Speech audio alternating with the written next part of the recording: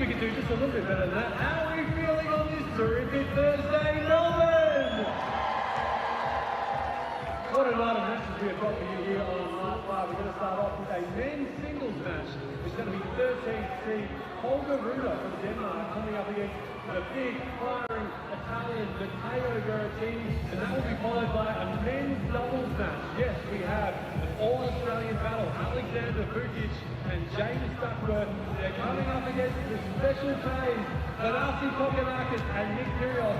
They will be here inside Cain Arena. Just a reminder for you to turn your phones to silent and remember, no flash photography, but yesterday was Elon Musk on Holy Day. So, take a look at this.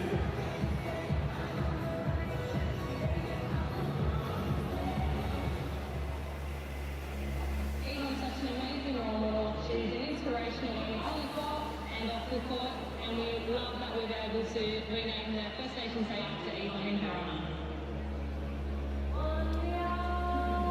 We have a beautiful welcome to country ceremony with Annie Joy Murphy and a performance by Dan Solon.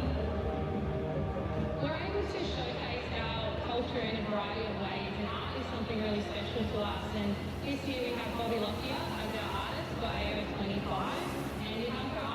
Showcased throughout the whole precinct. My artwork that you can see here is titled Together, and it's a story of everyone coming together. It's a story of unity and inclusivity here at the Australian Open. When I first walked in and I saw it, I just thought, wow, it's so beautiful and vibrant. It just made me really, really proud to be part of this event and to be able to put Indigenous art out there on a global stage. On Rod Laver Arena, we've had our Deadly Choices winners, and they got to hear and experience an on-court session. A really great experience for these community members. Just really grateful to have this opportunity to come here and see what it's all about, and I'm just really happy to be a part of it. Yeah, it's just about connecting, and what a way to do it with tennis. We also had our First Nation ball kids identified through our National Indigenous Tennis Carnival. Really an amazing opportunity being on court. It's all about keeping the kids in schools, finding their dream and achieving their dream, but having fun doing it. We've encouraged lots of Aboriginal communities to come along today to experience the Australian Open, see what tennis is about, and hopefully that will encourage them to pick up a tennis racket. Who knows, we might see the next Ash Party or even Golden Ball. We are recognised, we feel welcome and safe being here at the Australian Open. I think culture actually makes you stronger, but there's still so much more to learn, and for all of us to learn.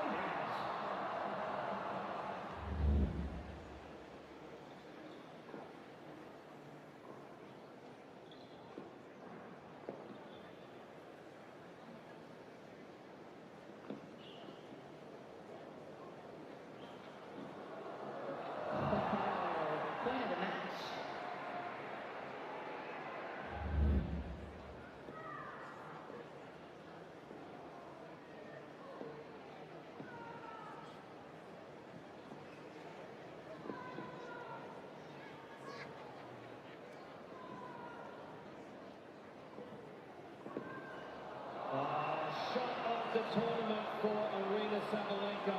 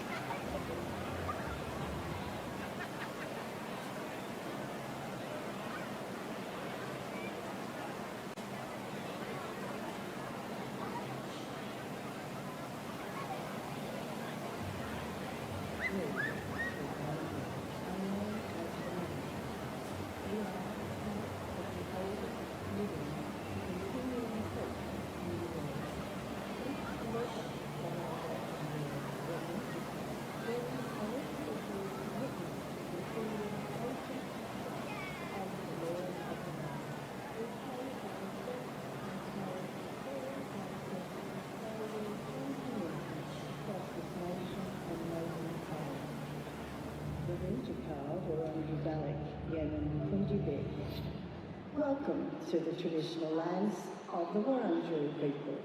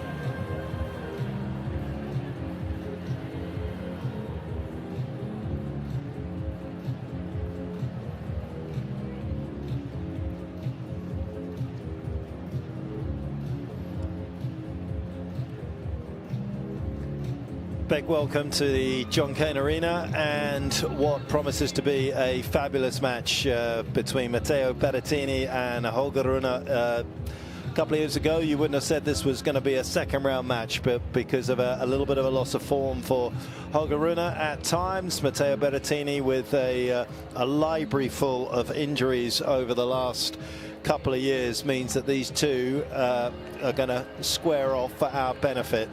Delighted to say that for your benefit at home and around the grounds, Brad Stein's going to be alongside me. Hey Brad, well done last night for your man Tommy Paul.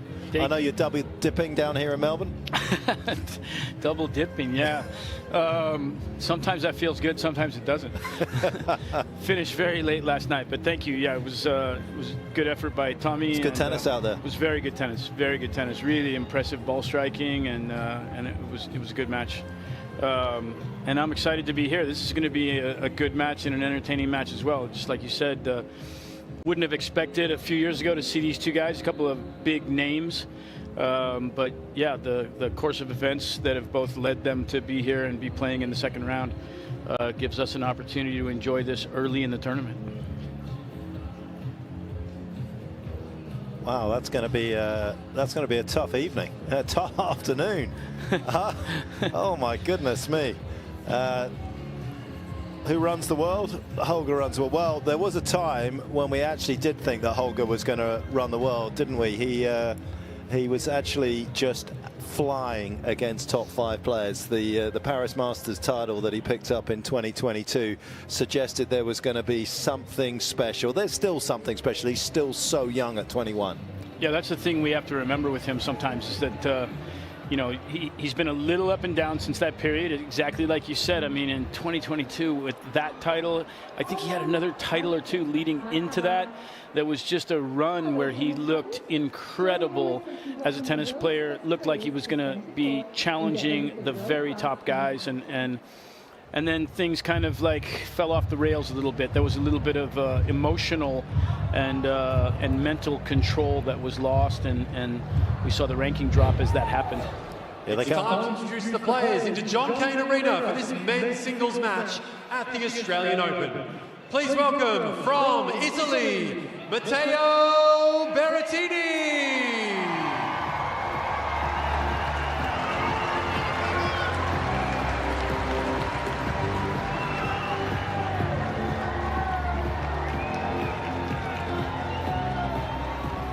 And from Denmark, Holger Rune.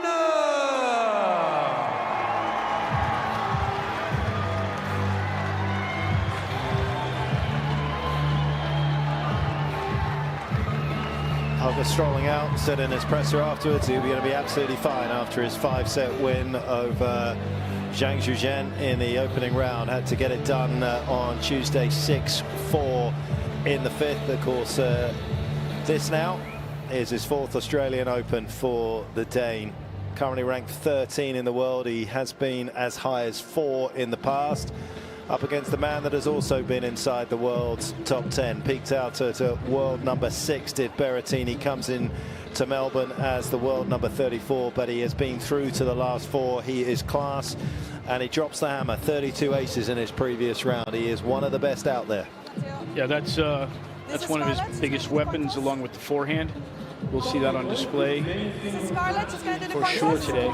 Can we start with a photo, please? Photo? This way? For the photo? So let's hear it for Scarlett on this special occasion. Good on you, Scarlett. Thank you. Same conditions. Holger, if you can be blue for the towels, and you will be red for the towels. Reminder that we have the VR here, so you can challenge calls like not up touch, not time violation, code violations, etc. Any questions? Questions? No? Scarlett, you wanted me to ask Matteo. So, player or AO? AO. AO?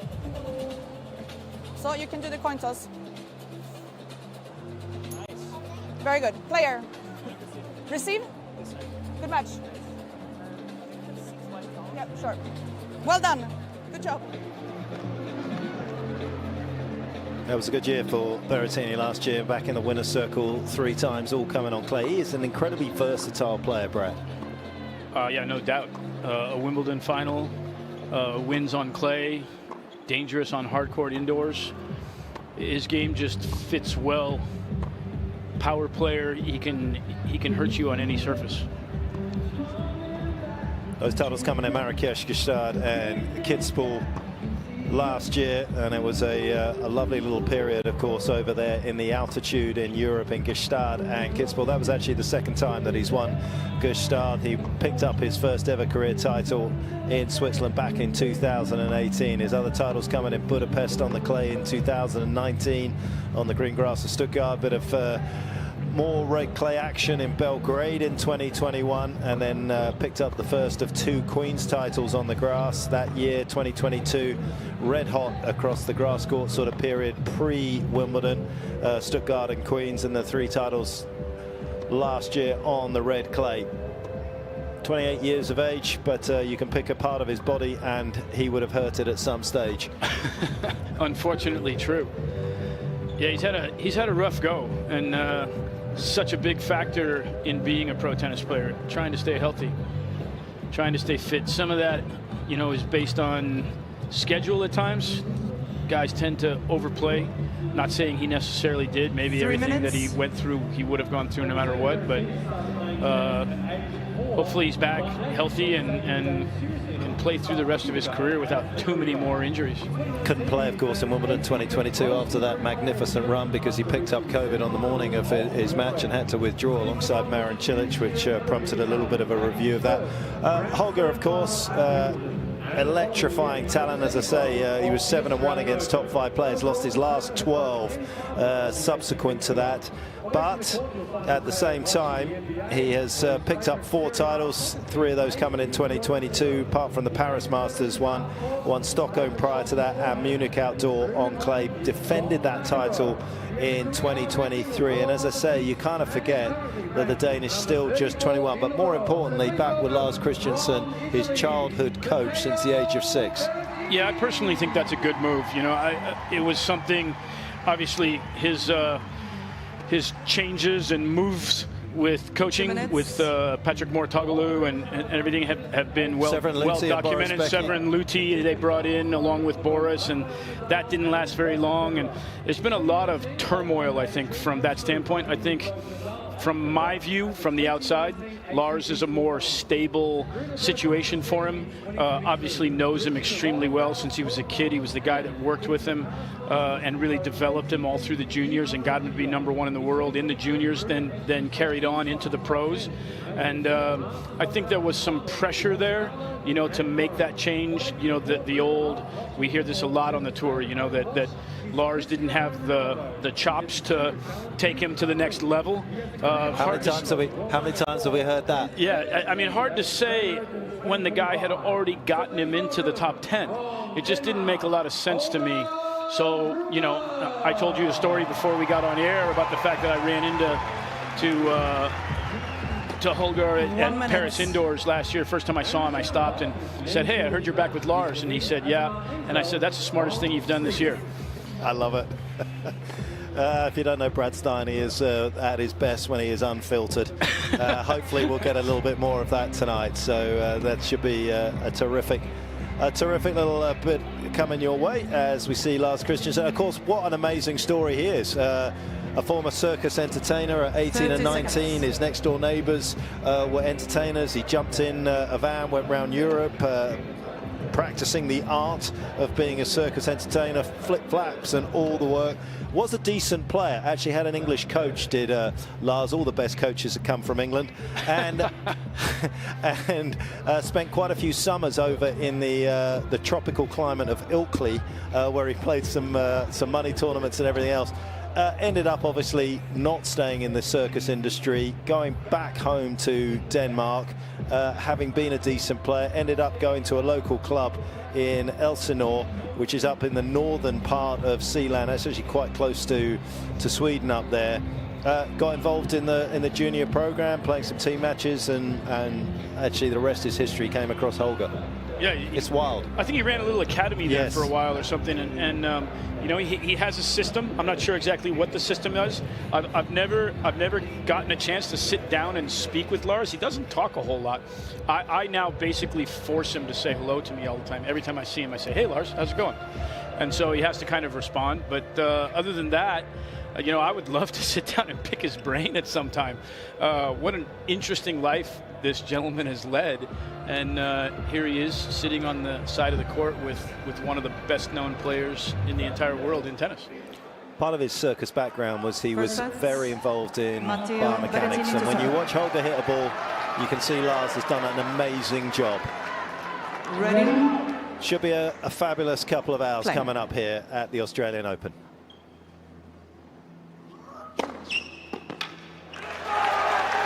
You know, sticking on that thought process, 15 I know you're always interested in the technical aspects of stroke mechanics. Just watching the warm-up, looks to me like Holger's changed his forehand a little bit again.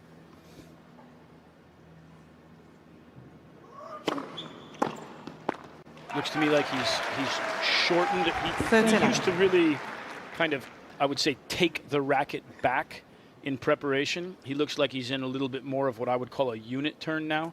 Still a little bit further back, but it definitely looks a little more compact in the backswing.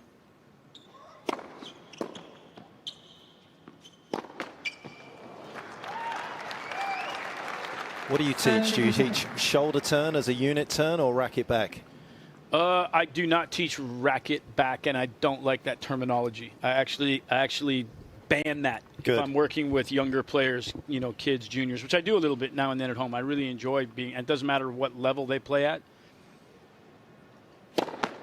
Not my level. I think one of the biggest keys to developing a good stroke is learning to make a proper unit turn. Wow.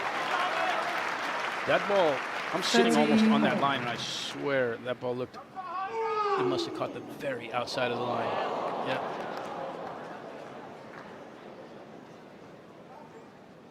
Yeah, the unit turns the foundation to making a good swing.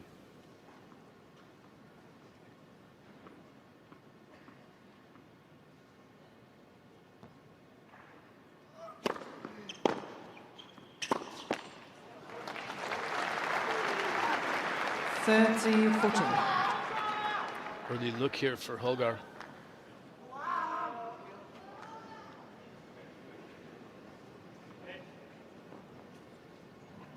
Alessandro Begga, the former player that's now looking after Berrettini.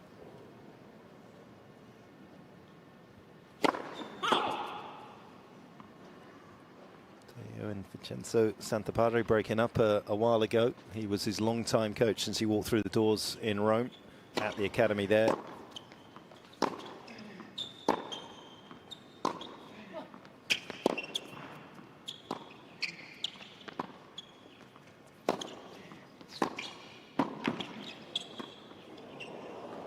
Oh, that's some save from the Italian. Opening game. And so much of the foundation of his success is built around his serve. Could be a big moment. Absolutely. Last thing you want to do is drop serve here to open the matchup. It was impressive movement from Berrettini.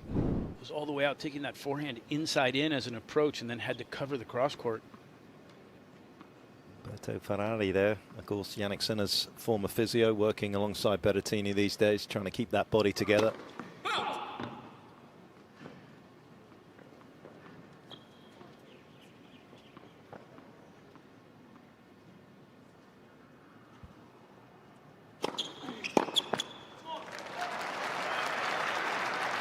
Advantage, Berrettini.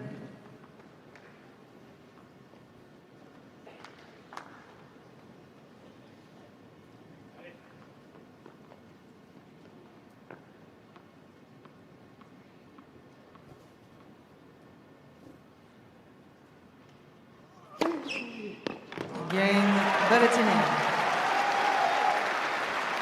That's a big save and a nice little scramble to safety early on.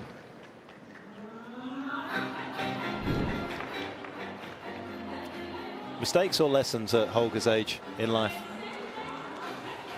Mistakes are lessons, right? I mean, at that age, we all make mistakes. And hopefully he has people around him that help him turn those mistakes into lessons. He's made plenty of mistakes from the standpoint of his presentation on court, and you know, he's been a little bit beat up, social media and other things for, you know, some of his explosiveness on the court at times. Might describe him as being a bit petulant at times on the court, childish, immature. It's funny, I think, because I don't think he's been any worse necessarily than a lot of other guys, but because of his age, we give him those labels, and so it's a little bit tough, a little bit hard on him, and you know, probably rightly so, because if you're a Holger Rune fan, you want him to be a great player, and in order to be a great player, he probably needs to get rid of some of those personality traits.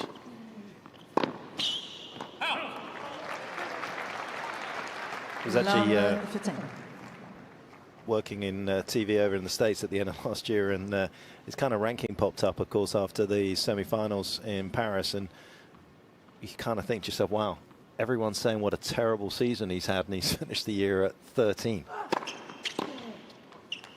Yeah, he was in the same boat with Tommy at the end of the year last year. I mean, he was making a push to get back into the top 10. For him, back into the top 10. You know, Tommy was making a push to try and reach the top 10, and they were you know, following the same path at that point, looking at everybody else's results, trying to get the best results they could through the very end of the year to try and finish the year top 10, and he was right there. Do you know where Tommy sits in live ranking right now? Yes, Petch. I'm not going to say it. Just checking.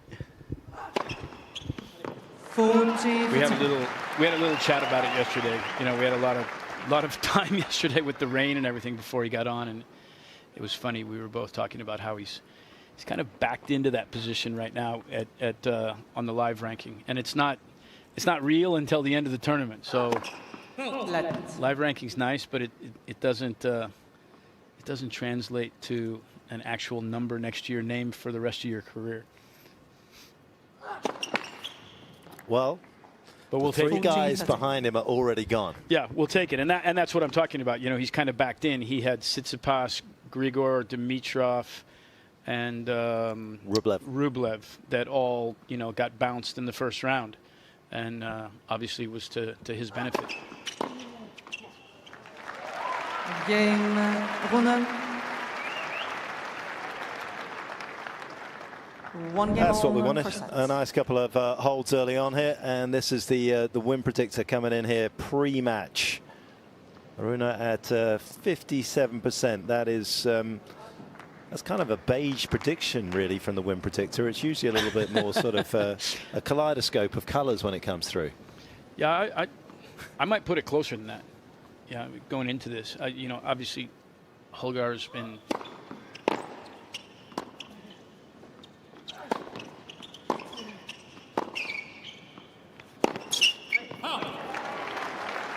Holger's been maybe healthier, has a few more results to work off of, but I'd put this at a coin flip. And to see him be a little deeper, I would imagine, on the ad side to Berrettini, trying to pick up this serve. You saw him sort of hugging the baseline on the juice side, just to see whether that continues.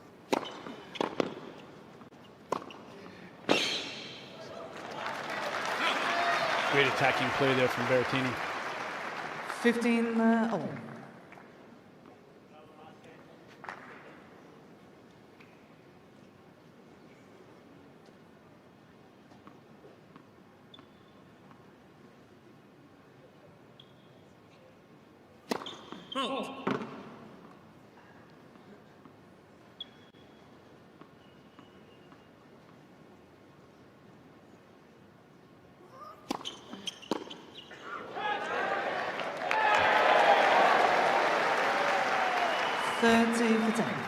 The Aussies love a good catch in the Yeah, crowd. they must drop it so many times that when they do grab one, they're over the moon.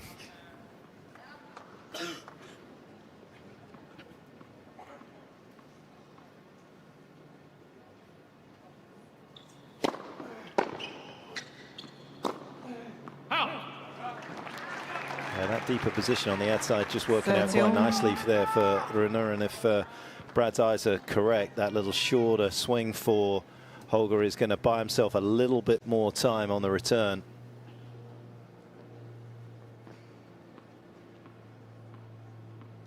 It's gone back to the same place there. Berrettini's serve is one of the best out there, not just because of the pace, that coming in at 214, but because he can hit all four corners equally well in any situation. He may miss out wide on the ad and juice, maybe a fraction of a percent more than the ones down the tee.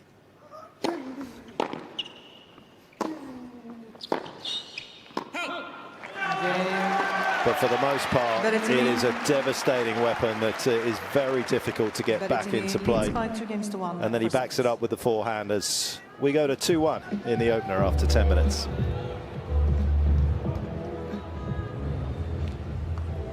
Dug in quite a bit about his serve, Berrettini. Andy played him, Murray, back in 21 on the grass. And I went back to help Andy for a few months, and it was phenomenal. When you just look at the accuracy, you look at the variety, there is no read on that serve. You are somewhat guessing. Very difficult. And then you add to that the fact that he finds a forehand an extremely high percentage of the time off first serve. It's very hard to direct the return and find the backhand.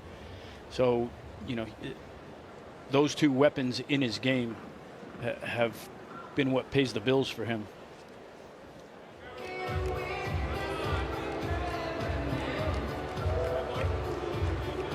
Well, it's nice to see the convertibles with their open roofs here in Melbourne today. Record crowds.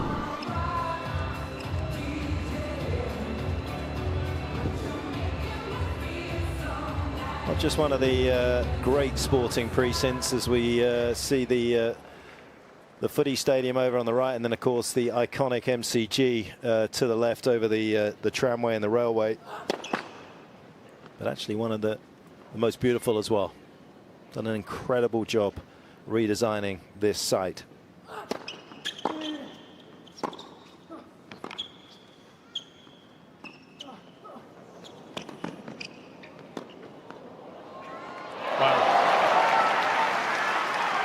That was really well done from Holger. That was not an easy play off this topspin lob at the end. This was a good approach shot from Berrettini. Look how close to the baseline that ball was. To be able to get that up and down from that position is impressive.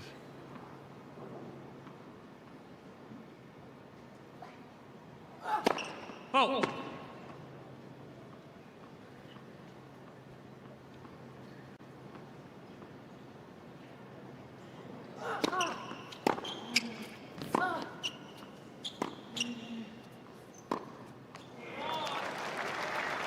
Caught with his movement there a little bit. Had his shoulders facing to the deuce side of the court, looking for a ball up the line, and had to turn there. It looked a little awkward there. Petch, do you think the the all-white look for Holger is an attempt to change the persona. He usually goes all black. He's trying to make a statement that he's the good guy now. I don't think it's that deep.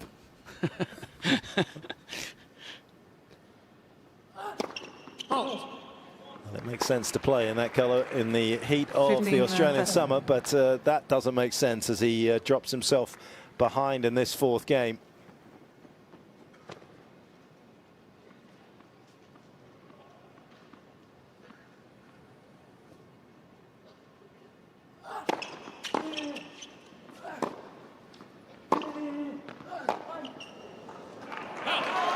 Big forehand there. Pay attention as well. Holger serving into the backhand on the last couple of balls. Berrettini doesn't have a great backhand. Everyone knows that. But his return backhand is so short and compact. I'm a believer that on first serve, you have to serve at the forehand a fair amount. You come to the backhand, and he's very good at just kind of neutralizing that ball and making sure he gets it into play.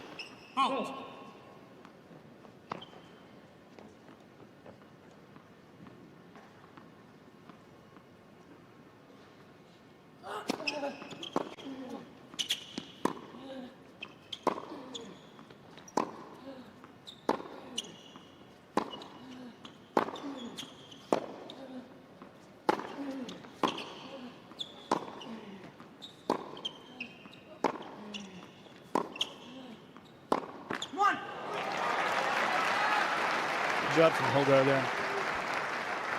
30-14. That's what we saw right there as well. All the backhands in that point from Berrettini just kind of maneuvered around the court. Not a lot of pace on the ball. As soon as he got a forehand, the pace and weight of the shot just picks up enormously.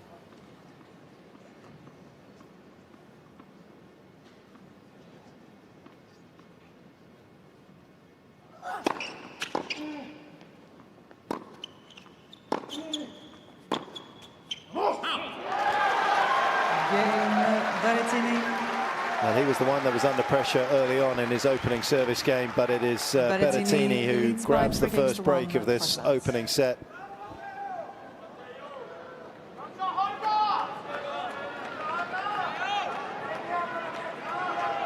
Couldn't play the Australian last year because of that foot injury where he rolled the ankle at the US Open previous year.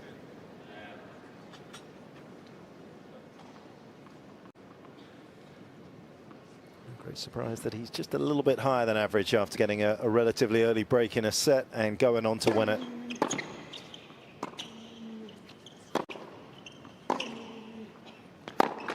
Well, that was a poor shot selection from Holger. Yeah, that was a bailout, absolute bailout there.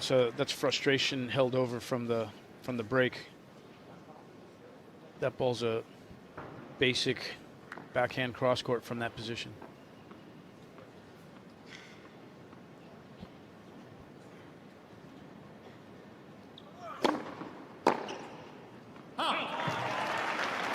Yeah, he's still frustrated, isn't he? Absolutely. You see the body language. He's turned to the box there. And this again is where it's the emotional control that translates to mentality.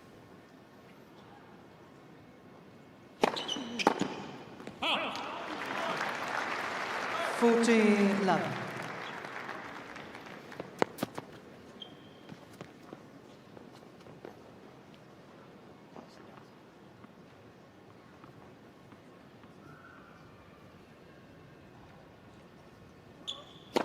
Let's first. Game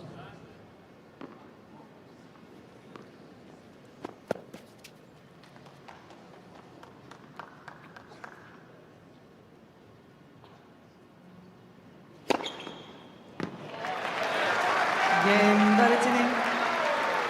Again, hugely accurate. Berrettini leads by takes the racket out of Rune's hand. 4-1 to the Italian.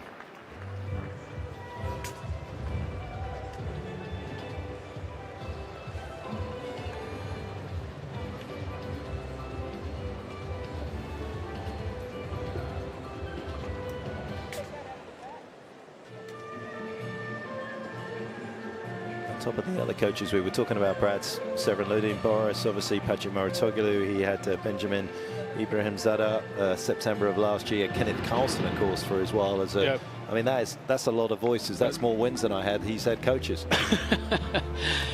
Yeah, it's a lot of voices. That's exactly what it is. And obviously you're going to get a little bit of a different take from different people. And yeah, you need some stability there. You need to find someone that you have confidence in, that you respect, that you can listen to, and that you can have conversations with and be honest with. And I'm just having a hard time with that. Time.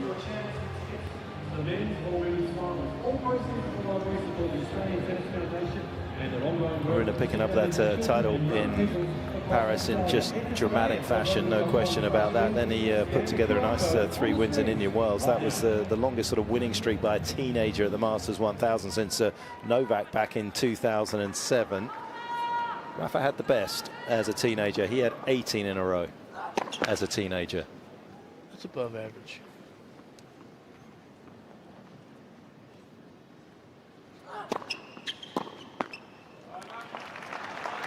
For me, as I said in the last service game from Holger, I would go a little bit more on the first serve to the forehand, then come back to the backhand on the second. Berrettini has trouble generating his own pace. On the second serve, it's a little bit tougher for him. 30-11.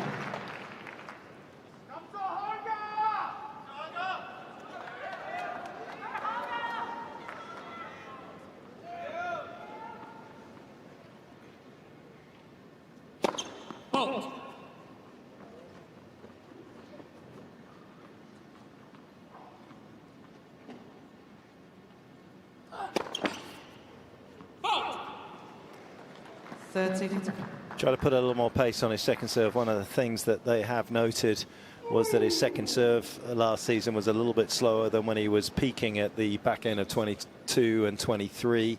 But obviously, as you go through that readjustment, potential double faults come into play. And that was one of the clear and obvious things that he did during that run in 2022. The second serve he was hitting it enormously, actually. And he wasn't double faulting very much. He was coming up with it under pressure. That's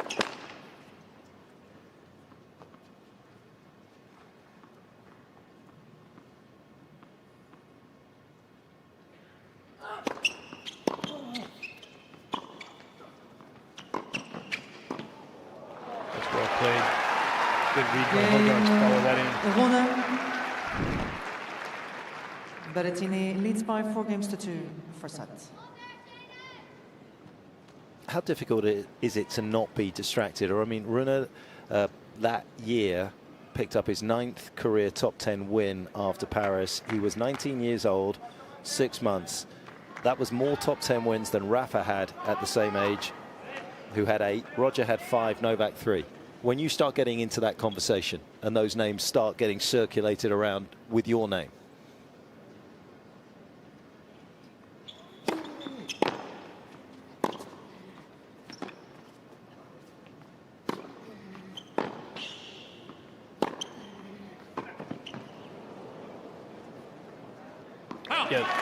expectation is a tough thing to manage at times, and I've said this for years and years as a coach and to the players that I work with, that managing success is not easy.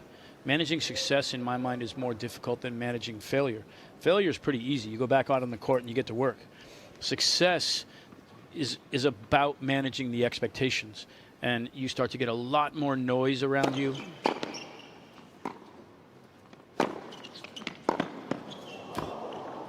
Wow. That was impressive. Yeah, look, there's just a lot more noise. There's more demands on your time. I mean, you throw out those numbers like you're talking about there, Mark, and all of a sudden, you know, media wants to talk to you more. You've got more requirements at tournaments. Everything gets busier. And also you start to believe a little bit your own press releases. And that gets dangerous sometimes. Staying humble, keeping the focus on the work, on the process that got you there, even if you are young, is extremely important, and sometimes it gets lost a little bit in all that noise and all that shuffle.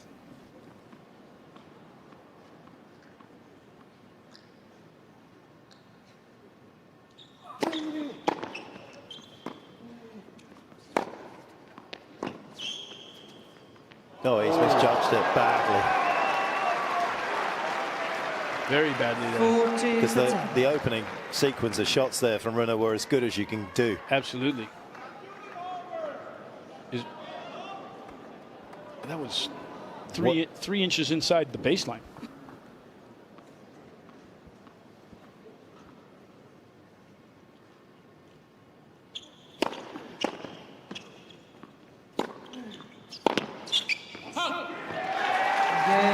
That's a bit of a reprieve for Berrettini. Could have been under some significant pressure.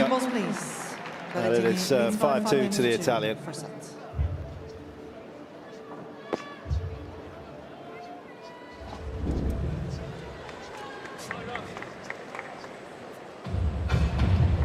Shot there at Luca, his dad. And not been easy for him as well. We must also commend him on those comebacks that he's had to have. There's his dad there looking on. It's certainly not been easy. He was the man that actually asked Vincenzo Santapadre to look after both of his sons. Of course, his other brother at times was considered better than Matteo, but that hasn't been how it's panned out as of yet.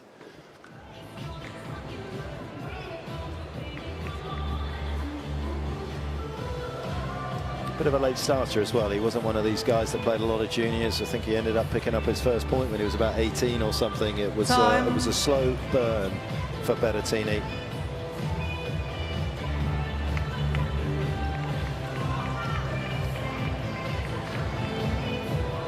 Such a good court, this one. Always with a lot of atmosphere. Queue up, get a ticket a little bit late in the afternoon for the evening session. 2 sessions out here.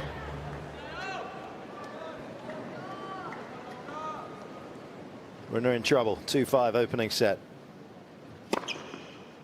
15-11. Just to stick a pin in that point about how difficult, and yeah, Berrettini is not the first person this tournament that feels as though a ball is that far out, but it's been called in by ELC. Everybody saying that ELC was going to be much more perfect than humans. It'll be interesting to see what we think of that by the end of 2025. No comment.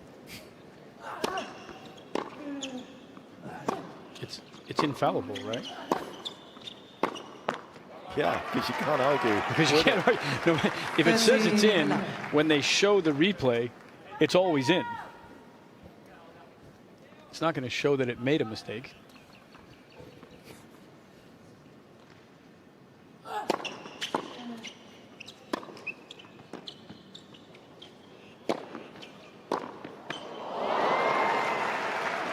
I want to stick a pin in the point about Rune and what he's had to deal with, you know, because he had such an exceptional 2022.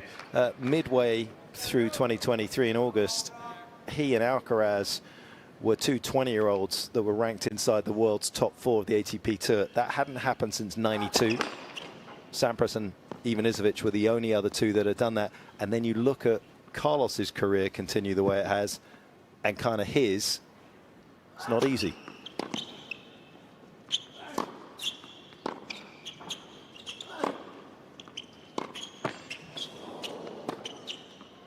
Nicely done.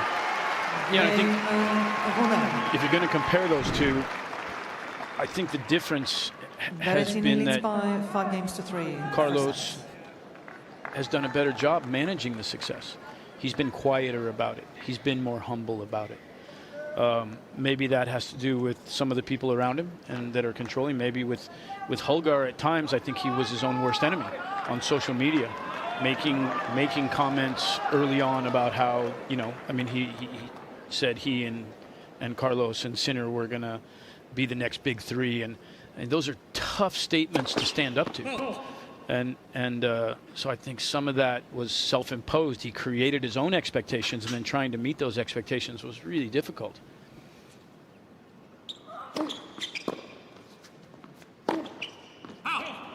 He's got a little bit of life in the legs there after that surprising miss from Berrettini. Yeah, I like that reaction. I like that body language. A little hop step to the other side to get ready to return.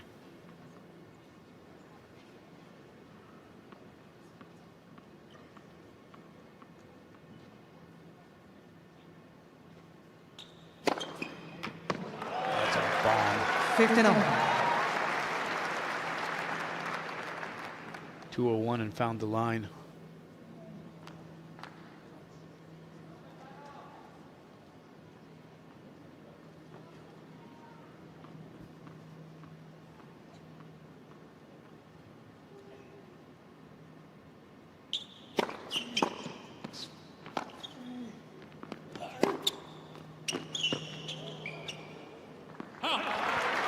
Great return there, set that up.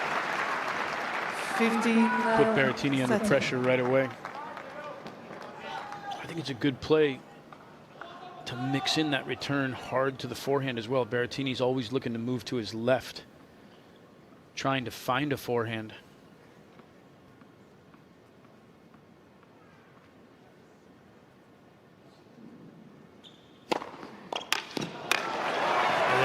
That's a perfect example of what you were saying earlier, Mark. He goes down left 15, ace down the tee, and then that bomb out wide to the backhand. Just so hard to read and predict where he's going to go.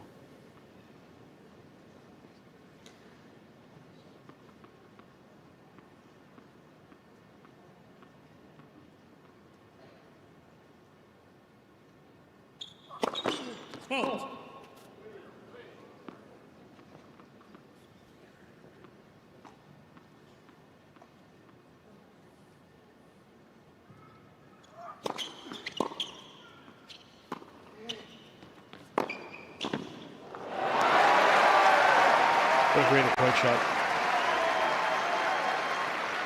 40-13. Little old school chip off the backhand, but right on the baseline. Pushed Holger back there to try and make that pass.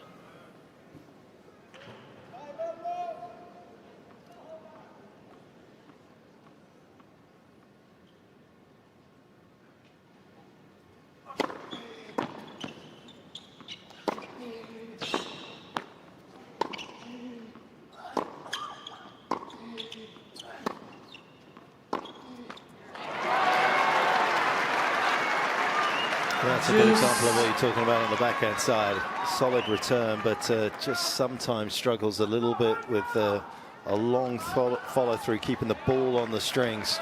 More often than not, he kind of likes to play it down the line to force you to have to hit your forehand cross court back into his forehand. It's a bit of a bunt off that side. He just kind of bunts it around the court, and you're exactly right. He tries to create that pattern where he plays up the line to the forehand of his opponents, teasing them to try and play cross court from there so he can get back to his forehand.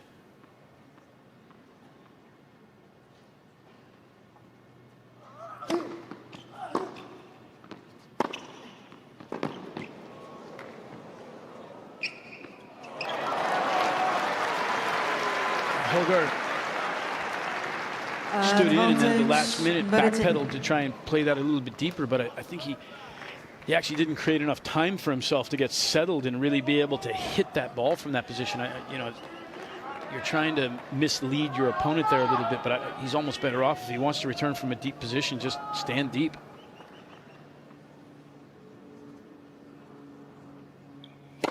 Oh.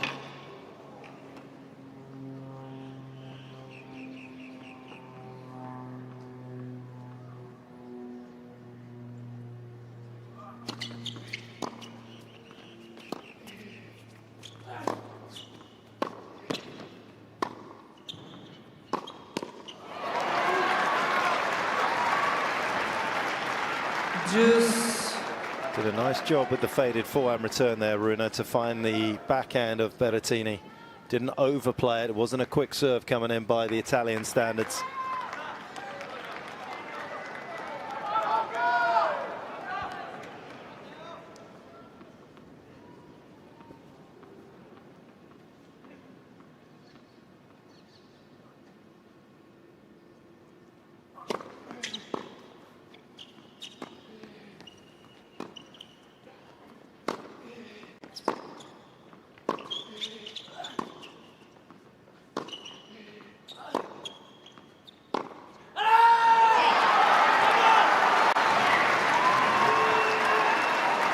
Berrettini almost advantage. outmaneuvered himself Rune. there for a real marginal gain on the forehand. Absolutely, absolutely. He wanted a forehand so bad there that he actually put himself in a tough position where he was going to have to recover back into the court. Put Holger in a position where he was going to be able to hurt him either behind him or in front of him.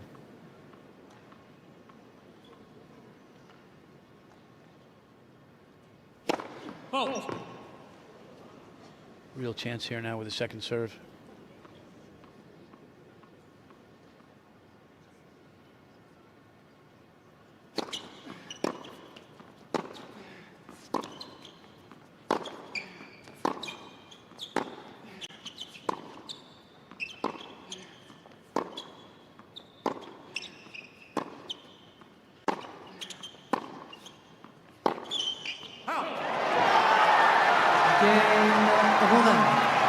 Rune injects new life into this opening set with a breakback. Berrettini can't seal it. 5-4. Berrettini leads by 5 games to 4 for sets. That was some interesting stuff in that last rally, Brad. There was the off-pace forehand down the line from Rune that gave Berrettini no pace on the backhand to work with, which he loves. I was a bit surprised that Berrettini didn't continue to slice a little bit more. Maybe on that side, but then when he did get the opportunity to go into the forehand side with his own forehand, he developed quite a bit of pace on that shot. Yeah, no, absolutely. We were both cognizant of that first forehand that Holger hit a little bit of an off pace, just lifted ball through the backhand side, got it up a little bit more, and as you said, Berrettini choosing to hit the two-hander there. He hasn't used the slice a lot in this first set, other than as an approach shot. He normally uses the slice a lot to kind of maneuver around the court and then find his forehand.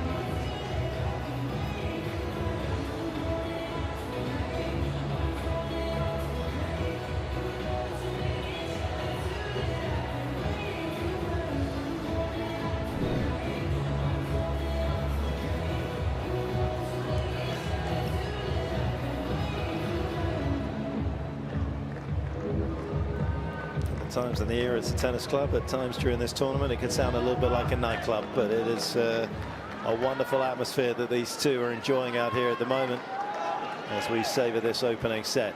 Rune back in it, 4-5.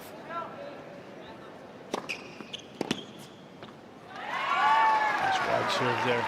This is one of my favorite courts here as well, Mark, because it's a big stadium, but it's filled with the common spectator here. It's only a grounds pass to get onto this court, so you get a little bit of a rowdier crowd here.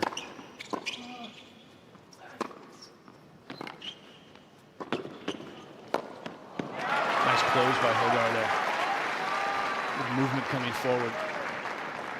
30-11.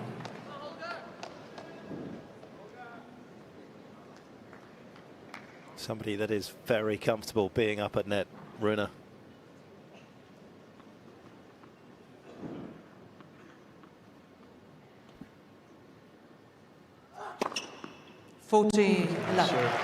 That's another thing. I think when he was going through some of the struggles, it seemed like he was kind of grasping at a few things. He was talking about how he was going to start serving and volleying all the time, and actually started attacking. You know, it's great to attack, but it's got to be a little bit measured with your level of competence coming forward and recognizing how to play like that. And it was something that 5 games all I don't think for he did really in the right way. It's not that he can't come forward. He can. We saw him there, and his volley technique is pretty good. It's an interesting forehand, isn't it? How quick the unit turn is. I would describe it as him still setting the racket. He sets the racket a little bit. I think he separates his hand and he breaks. I don't like for a player in their unit turn to go past their hip pocket. He sets the racket. He used to set it really, really far behind the pocket. Now he's not quite as far right here. And again, like I said, I think that's a little bit of a change, maybe going back to Lars.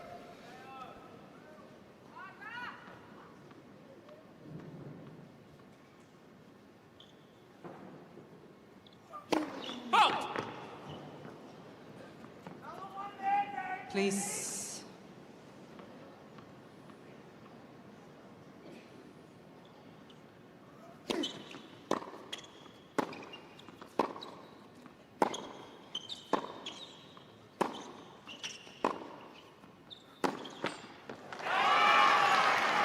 going through a very cold patch here, Berrettini.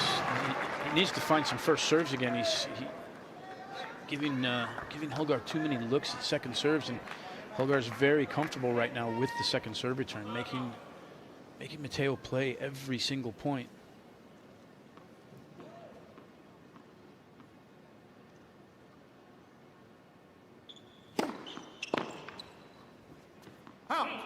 Right on cue. Does find a first serve. 15, Dip the pace a little bit, down under 195. That's more placement for this man than power. Yeah, that was out wide, always a little bit slower.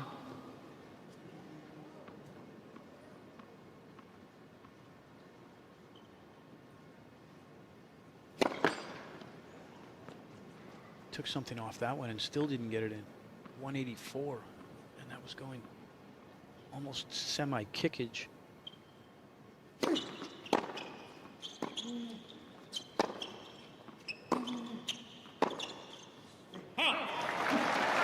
depth on that ball. 13.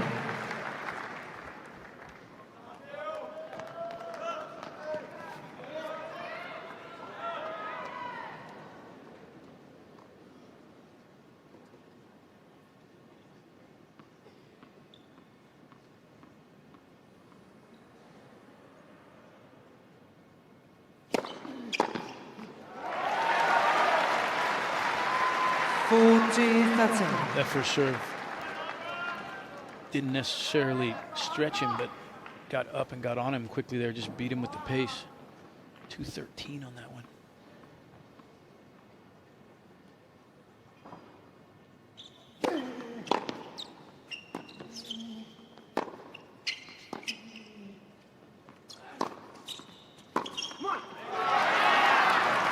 They're doing a really good job behind the first serve of Berrettini when he is making them, and he's made a lot of them in this opening set. 72% coming in for the Italian, and he is usually up around 80% of points won behind his first serve, but at the moment sitting at 64.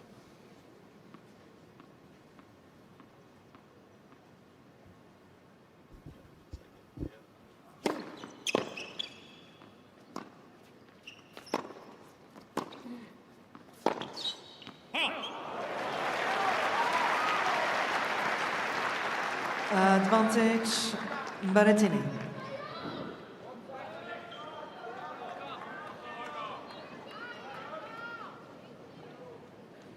Yeah, that position right there on the move to the ball. He also has a little bit more of a bend in the elbow than it used to be when he would take it back earlier and further previously.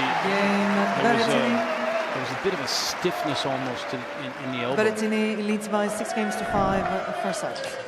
Berrettini passes that particular test to lead 6-5.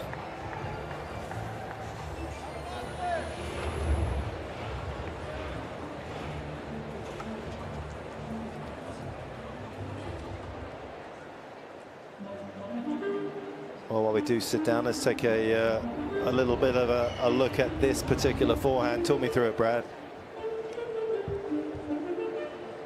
Looks great so far. I can do this. And we'll see here that he separates his hands right there, and then that's definitely, for me, I think if you go back, anybody that wants to, go back and look at Holger's forehand from 6 months, a year and a half ago, and the set was further back. It was longer. The arm was more extended, and he held it in that position longer. I like the look of where he's at now.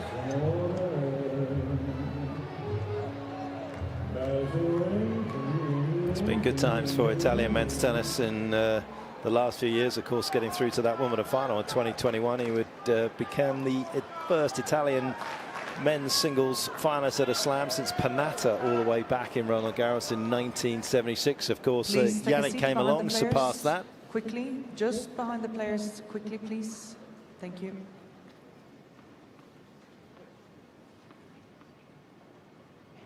Life comes at you fast.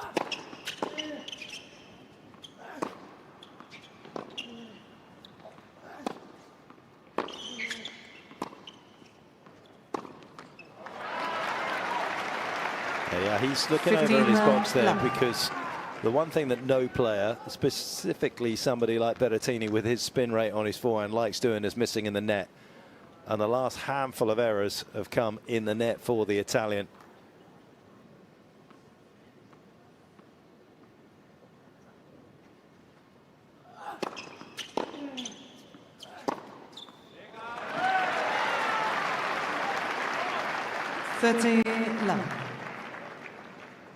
Nice, comfortable little serve and one there. Good position. Holger coming to that ball again. Shoulders closed. Oh!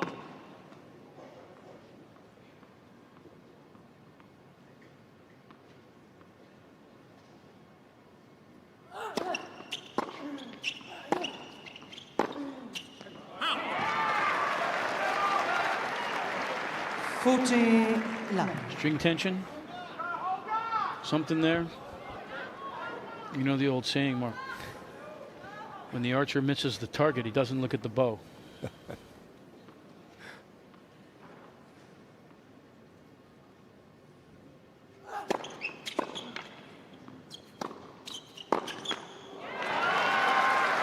Game Rune. Now Rune comes into the opening set breaker with a little more momentum than Berrettini right now, who's just been a little patchy.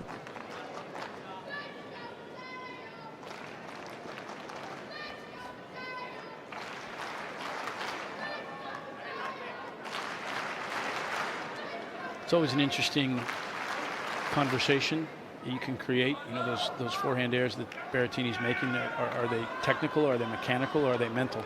Thank you. Ready for play. For me, it always starts with the mental aspect. Eyes, seeing the ball, picking up the ball. That translating to a little bit better position with your feet. The better your feet are, the normally the more consistent your swing is going to be, and then point of contact.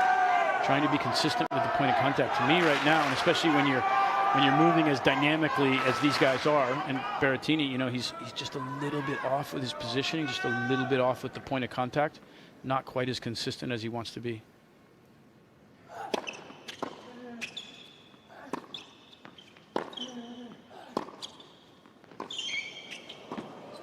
That was well done right there from Holger. Nice forehand cross to open the court and then cut that angle off well. Yeah, he just didn't hit this massively. No. Didn't have to because he had opened the court so much, and then nice close. You kind of get that length on the ball and your opponent has to almost run on the diagonal away to be able to get behind it. Yeah, absolutely. Let's for serve. That's a tough pass for anybody, much less Matteo, not the strongest backhand from that position on the run.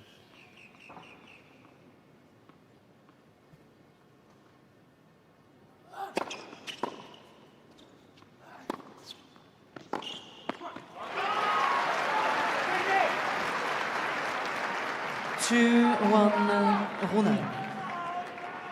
Mike James in the white hat that's in front there. He's the data analyst for Holger, works for Patrick Mouratoglou down there in Nice.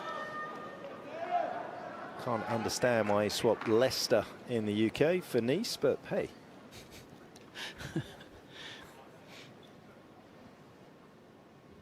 Wanted to learn French.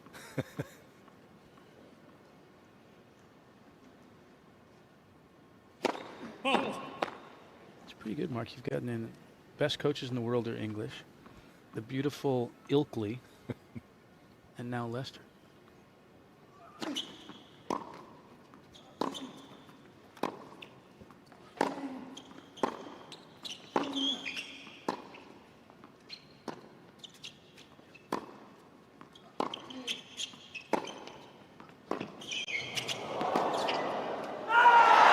He's flying. Great tennis from the Dane. 3-1. Holger's picked his game up as this set's moved on. Once he got that break back, gained a little extra confidence. He's feeling good right now. Little tactical error in there for me. The second backhand Berrettini did a good job with that first backhand slice, knifed that ball. Holger worked to get around and find a forehand, but pulled him off the court more, and I thought the second ball should have been a slice. And Berrettini went to the two-hander.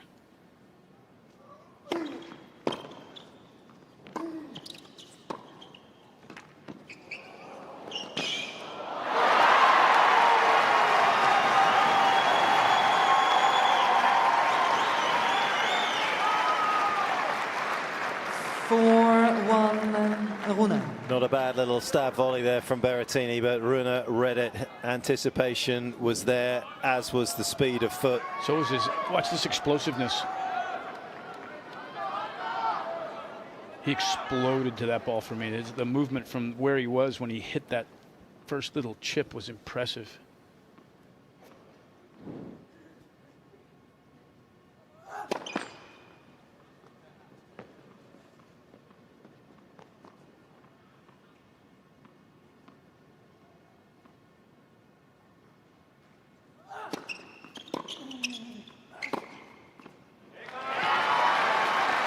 Really well done. 5-1 Rune.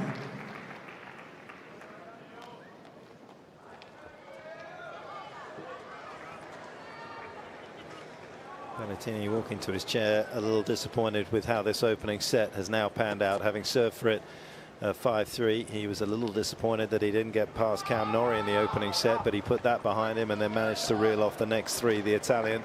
And it looks as though it's going to be another similar scenario for Berrettini in the second round. Especially frustrating for him when he was serving for a set. It's got to be in the back of your head. You know you served for a set like that.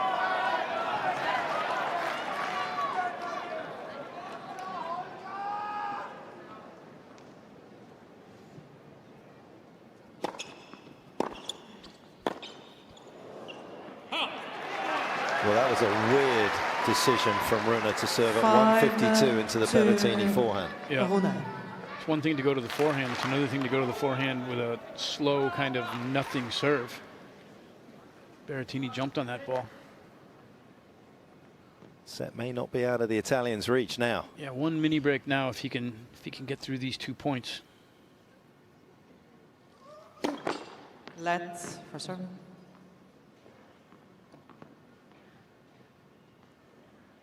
Needs to find his first serve here through the rest of this breaker.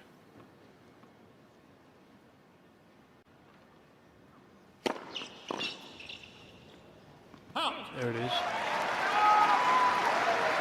Even if he's not winning the point outright, he wants to play that serve in one, find the forehand, dictate, get control of the point right away. Holger's been doing a very good job of neutralizing that, not allowing him to be able to hurt him enough on the first ball.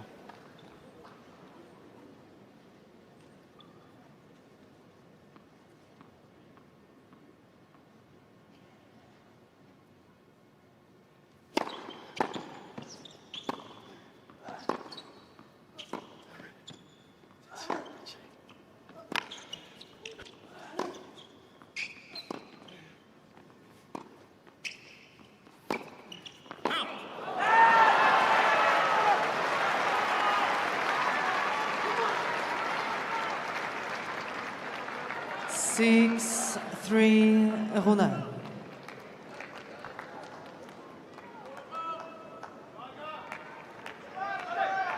Berrettini potentially with the reprieve when Holger served that slow serve into the forehand side, but it doesn't look as though the outcome is going to be what the Italian was hoping for. 3 set points, 2 of them coming on his own serve for Rune. Fault.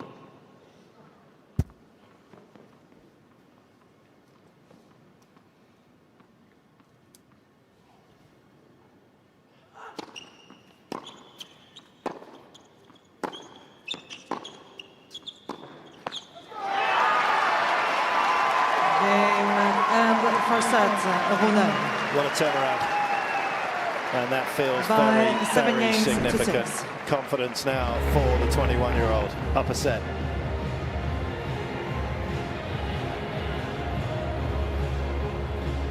not just the scoreboard on his side, but Louise Azemir Engzel in the chair calling him Holger. So they're on first name terms.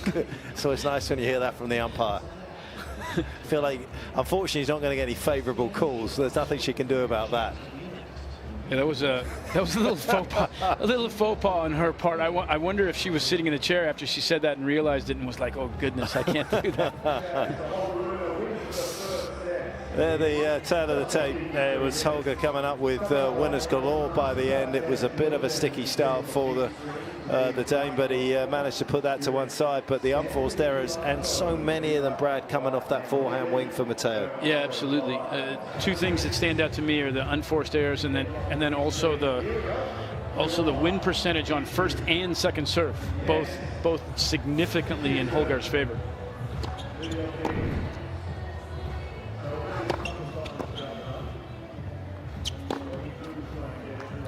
So a decent blend has Holger going into that forehand side of Berrettini. Of course, that does force the Italian to have to play a little bit more centrally in the middle of the court. Maybe doesn't get quite as many forehands into play. Time.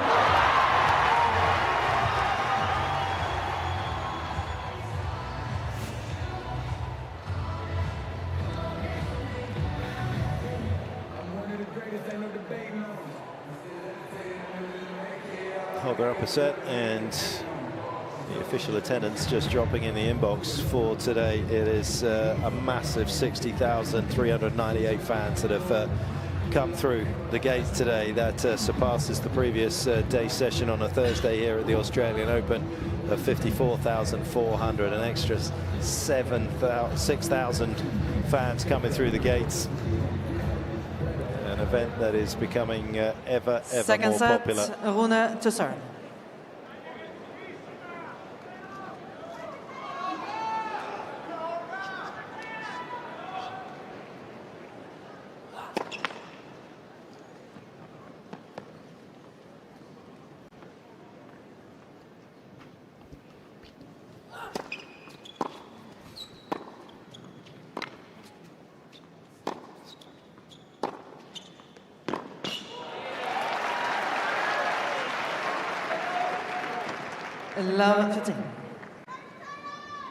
Can he give himself a bit of a lift here? Perhaps grab an early break.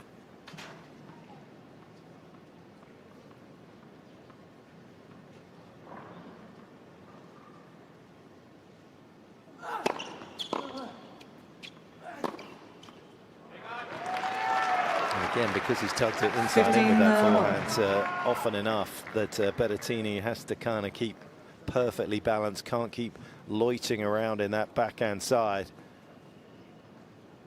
And he has created some nice space on the tennis court, has Holger. Let's first serve. Uh,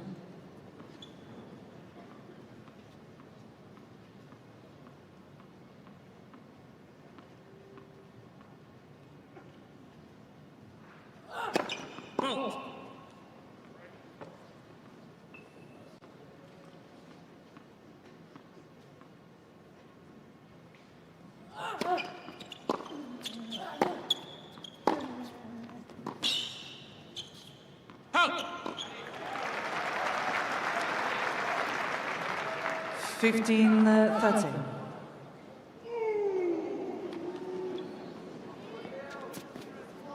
Sort of forehand he's been searching for, and that is the luxury of best of 5 for somebody like Berrettini right now, that he has a little extra time to figure out what's been going wrong on that wing.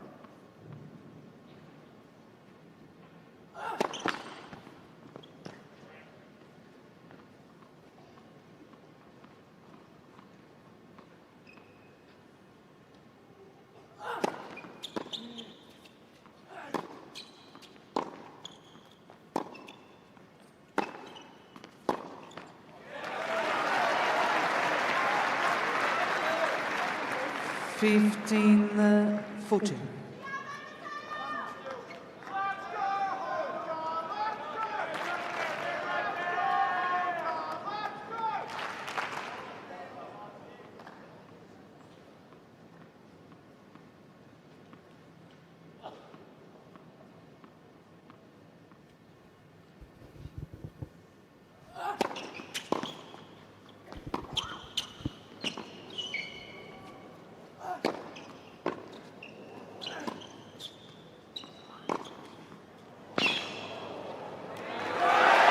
Berrettini at his best. Game Berrettini. Found a couple of crunching forehands in that particular game, and that bodes well for the Italian.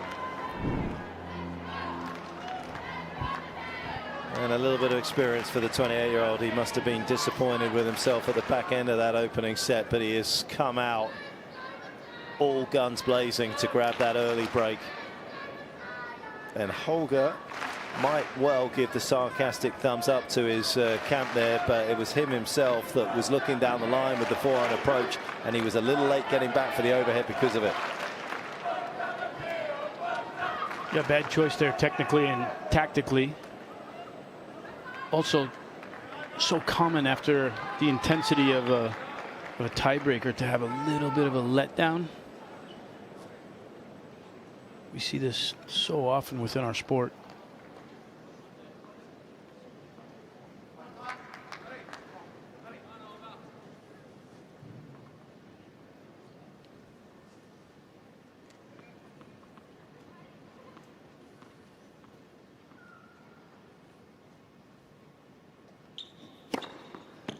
Fifteen to 11.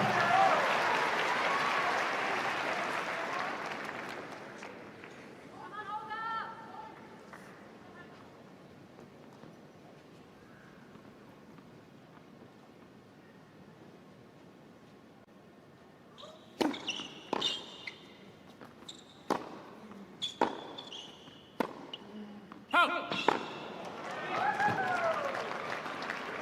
15-0.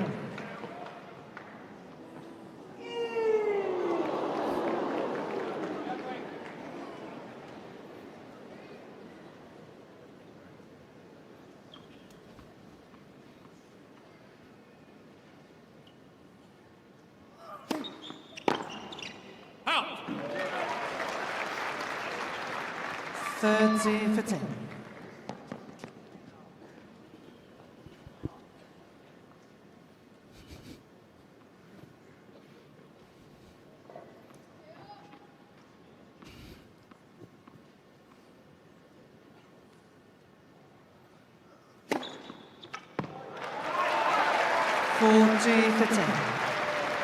Starting to find the groove on the serve. Yeah, this is a confident looking hold.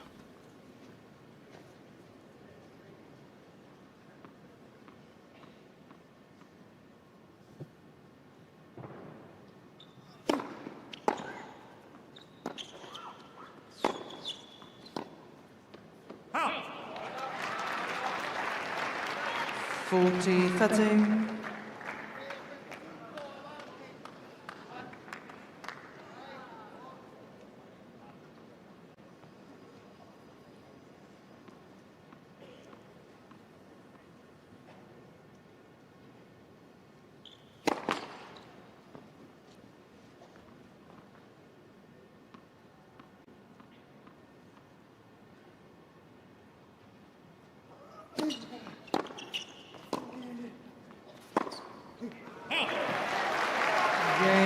Berrettini. Surprising error there from Holger that time. That's a little bit of what we saw from Berrettini leads by 2 games to love. Matteo Berrettini Second going set. through the end of the first set. Holger with a great return there. Got him exactly what he wanted from that forehand. Just couldn't execute.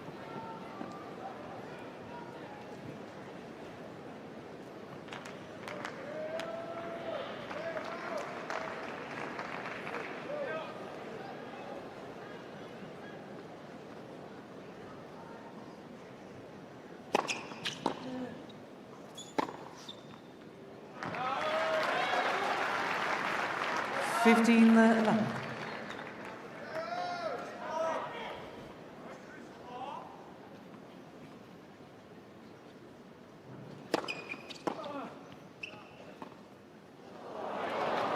One of his favourite shots, that little +1 drop shot, a little bit like Alcaraz. 15-0.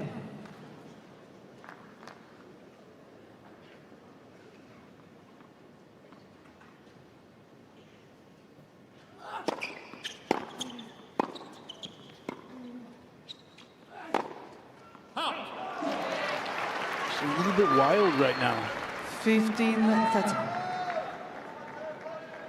This has to be mentality more than anything else. An absolute collection of chaos here from Rune at the start of this second set. It's almost as though the opening set took so much out of him mentally to stay involved, and then obviously to claim it, that he's started a little flat here in the second.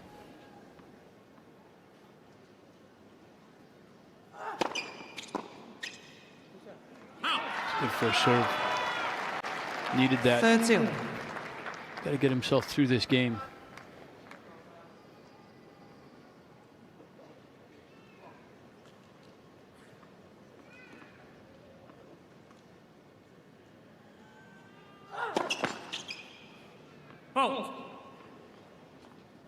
Berrettini, on the other hand, here with a good look to get himself another opportunity to break.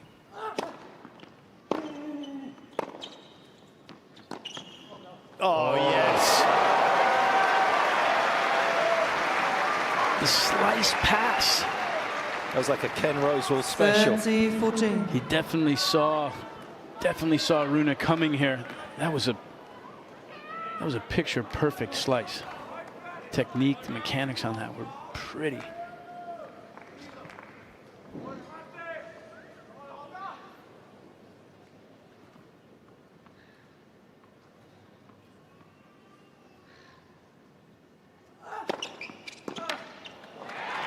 Nice response from Rune. Juice.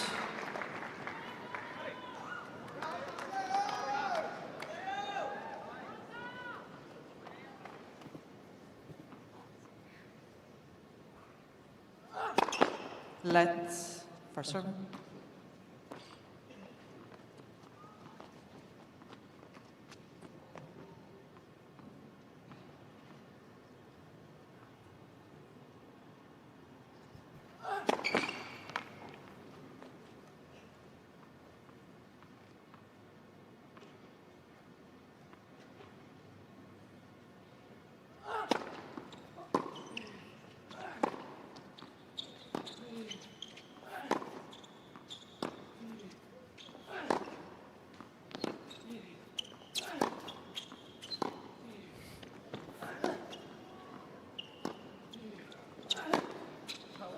Well, they tried to go full Stevie Johnson there, but they're not too good. Advantage. Little Rune. homage to Stevie Johnson. Absolutely. That slice up the line was pretty outside the court almost until it landed, but Holger finding forehands on every single one of those slices. Tell you what, you have to work to get those slices up and down, though, when you're hitting forehands. It can take a toll physically. Back to the two-hander with a winner. Such a nice looking shot there when he goes line, isn't it? When he goes cross-court, and actually saw it in the tiebreaker, when he's kind of mid-court, he struggles to find that sort of three-quarter length cross-court because it doesn't get quite as much backhand, left hand, I should say, in it, and then you can see both elbows bend as you come through. Yeah, he doesn't release the racket head. Just like you said, the left hand doesn't break at the wrist, and so the racket head doesn't get through as much to help him get it cross court. Actually gets a bit of help from that racket. I haven't hit with it, but I know people that have, and it's like a mallet. It's like a hammer. It's so heavy in the head. So once it does get going, the racket head kind of goes on its own.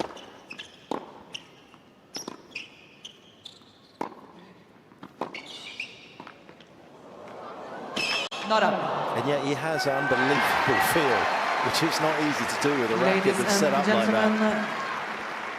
Rune is challenging the double bounce call that I called. Well, this will be interesting because if he's right, Rune, he's going to get a replay of the point. This is one of the plays that video review is now allowed. I think it's a smart thing. I think it's a good thing to have it available. It's one of the calls that the chair umpires seem to struggle with a little bit still. I'm right in saying that they watch it on the screen, don't they? We don't get to see it in real time as the call comes in. I mean, I personally, just because that's who I am. I know it's coming.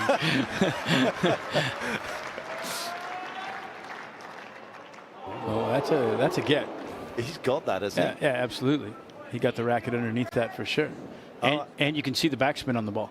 Yeah, that's always a sign. They've seen it up on the big screen here, Brad. Yeah, that's always a sign as to whether you did or didn't get the ball. Generally, if you get the ball on a second bounce, it has a little bit of topspin on it. If you do get it on the single bounce, it has a little bit of underspin on it.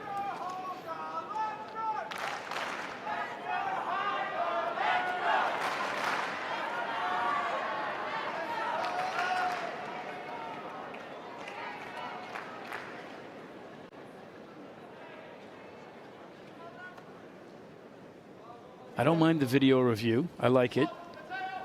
It's got to happen a little faster than this. Too much of a delay here. Yep. Berrettini waiting on the deuce side. Rune waiting on the ad side. Hey, that was my point. No, we're replaying that. Okay, let's look. Let's look. Let's look. He's got it. He's definitely gotten it. He's got it. Yeah, absolutely. Yeah.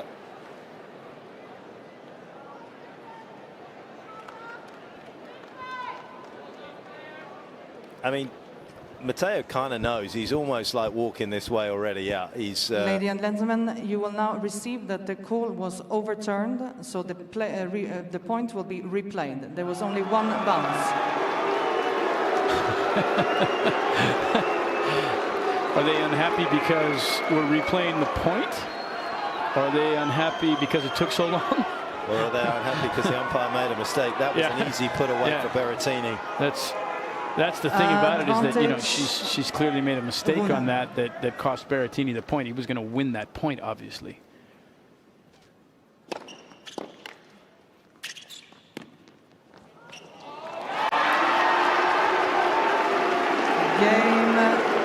Well, let's brought the crowd into the proceedings out here. Balls, please. Berrettini, however, needs to focus on the scoreboard, not what just happened. It is 2-1 to the Italian with the break. I mean, it will always be my standpoint forever, is that I kind of miss that about the Lions people, because there's no question that, you know, the crowd gets more engaged in those kind of decisions. You're going to make a few bad ones along the way, but that's life. Life isn't perfect. We don't live in utopia. Well, I don't. Maybe you do, Brad, but I don't. But you know, and then you get that, and then you suddenly get a little fan engagement coming out of that from the overall. Yeah, I'm kind of caught in the middle between those two things. You know, it's like I definitely like the presentation of the court, much cleaner without all the Lions people out there. It's a better look. It gives us a little bit more of a gladiator feel with just the two players out there. I do at times miss some of the controversy that's created by human error, but I don't know. I'm somewhere in the middle. I'm not even sure, Mark. Time.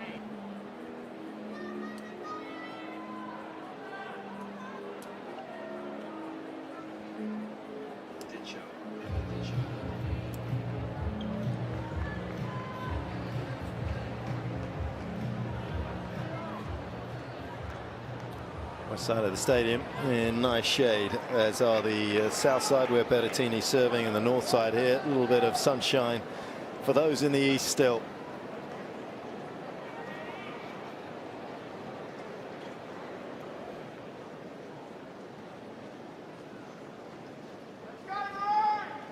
Berrettini looks calm enough despite what just unfolded in the last couple of minutes.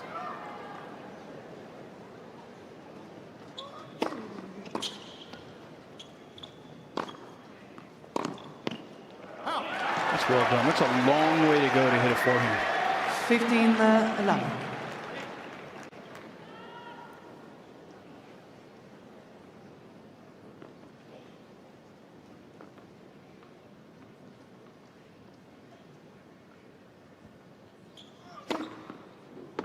Nicely done. 13. I wonder how much time in Matteo's fitness training he spends working on backpedaling to his left. Serious question. I'm sure he does some. I wonder if he does an inordinate amount, knowing that that's one of his most important, most significant movement patterns.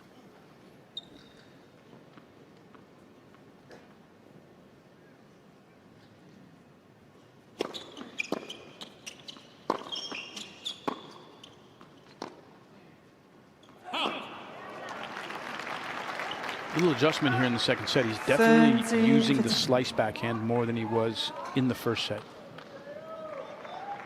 I think it's important for a player like Berrettini to have a balance. Use the slice, use the two-hander. Don't try and overplay one or the other.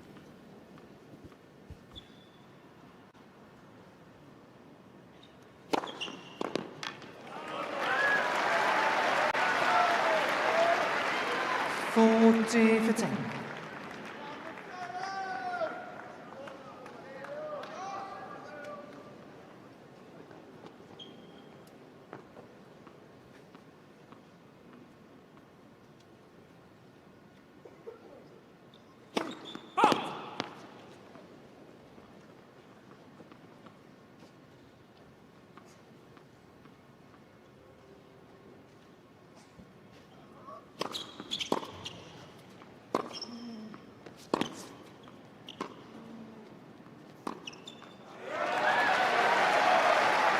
Berrettini.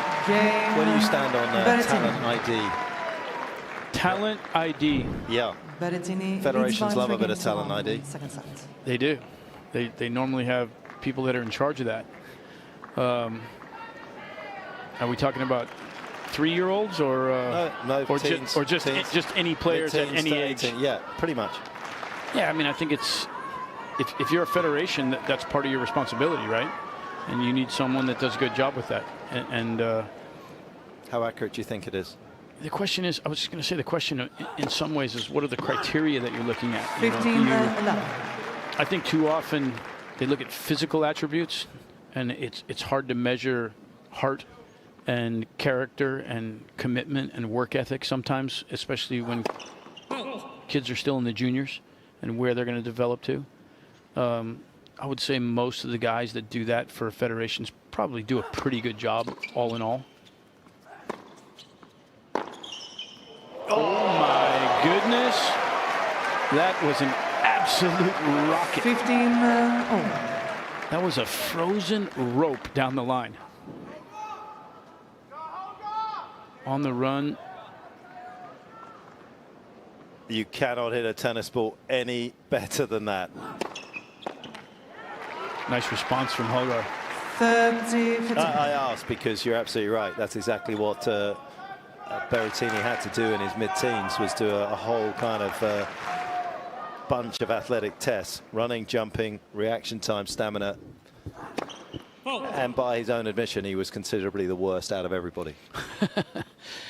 I mean, the thing is, and one of the things about our sport, and generally sport,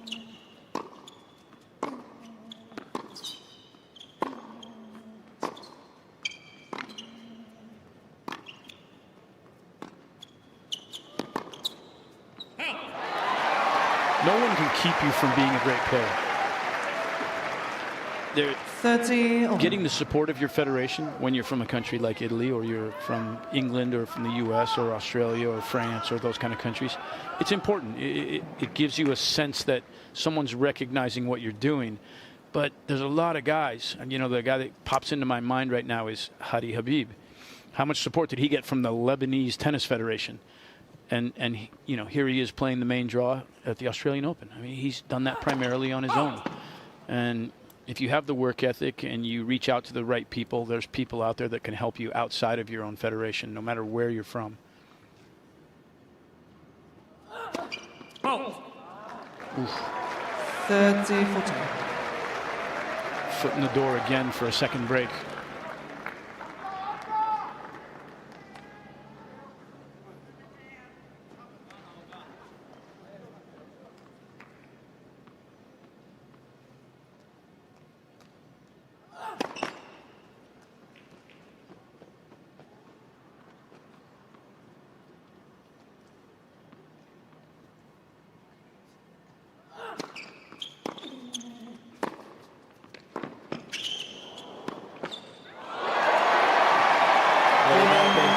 class in his mid-teens. He's been close to the top of his class for the rest of it after he's turned pro. It is Berrettini on top, 4-1. Second set.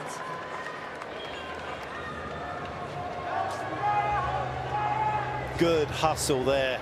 Almost felt as though it hit the backhand return too well and hadn't given himself any time to recover. And Rune had exploited it. Yeah, for me, this is a required squash shot. He runs through this and hits the squash shot. It's not one of the open stance sliders to a squash shot there. He had to make that play, and the ball stayed down and through the court. It was a tough up and down to pick up for Rune here. See him coming forward. Look how low that ball was when he hit it. It was between his knees and his ankle.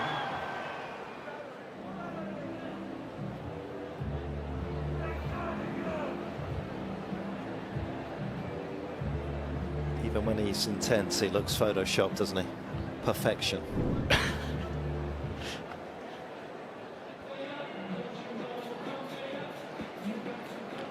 Rune, one of the most intense players out there. You've seen that between the lines. He's talked about it often enough, about when he was growing up as well. And you could hear a bit of the intensity coming. Time. Needs to get back and focus on what's happening here with him and Berrettini, more importantly. He won the game. He got the video review. Everything worked in his favor in the end, and yet he's still moaning about it right now, venting his frustration. Yeah, that's again going back to what we talked about before. Sometimes he can be a little bit petulant. His focus not on what he needs to be focused on is producing better tennis. Let's try and get a break back right here. The thing is that everybody I know plays better tennis when they're calm and quiet in the head. And there's obviously stuff running around in his head right now. It doesn't help him produce his best tennis.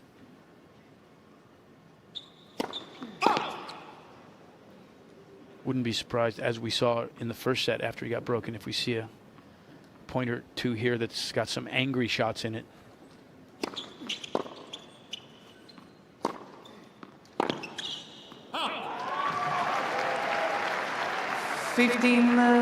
It's one of the things that he does on a bit of a regular basis. It takes him a while to get recentered and find his mental focus and concentration to play his best tennis when he goes through these kind of moments where he's struggling a little bit.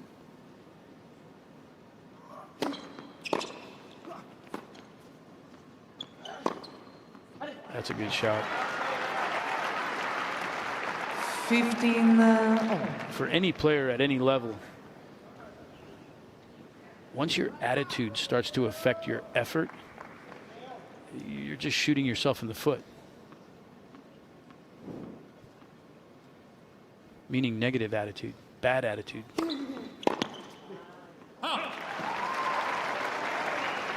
And he lets that happen at times. You know, just for a few points here and there, maybe a game. We saw it in the first set. He was able to recover and get the break back and win that first set. But it's an area that he just needs to grow in.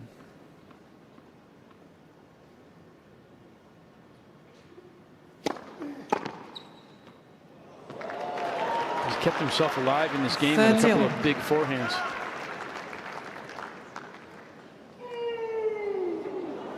Berrettini, on the other hand, is wanting to press this lead even more, stretch it.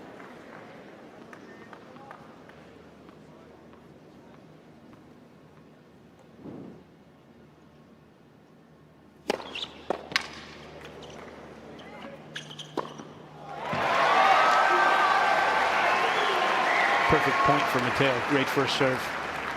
40-30. Put Rune on the full stretch there just to try and fight the ball back into play. 214 Ks. That's a few miles per hour. It's just over 130.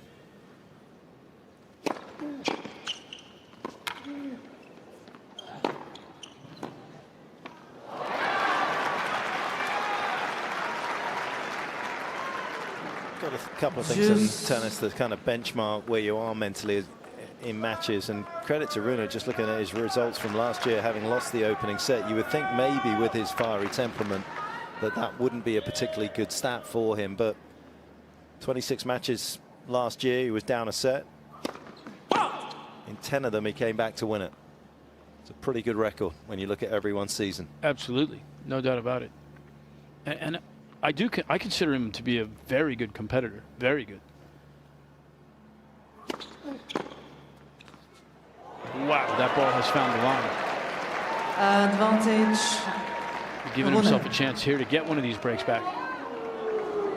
You feel so far out of a set sometimes at 2 breaks down, but let me tell you, Tommy Paul was up 6-0, 4-0 in the second and third last night. And all of a sudden it was 3-4 on serve, K serving, and you're feeling the pressure. You're feeling dicey out there. Holger can get this first one back here.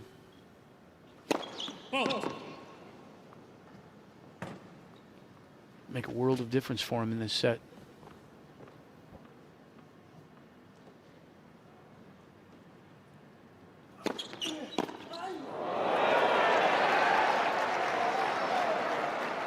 He's gone bigger with second serves in this game, and they've been flashed past him, but that one actually came in a little slower but lifted faster.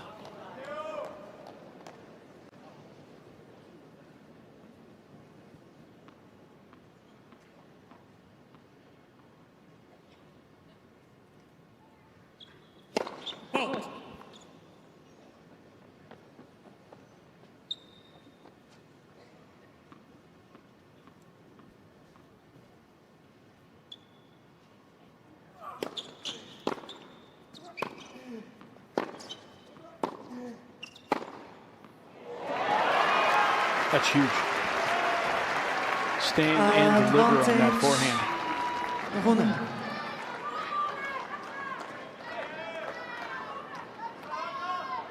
Got himself loaded on his right leg, really strong there.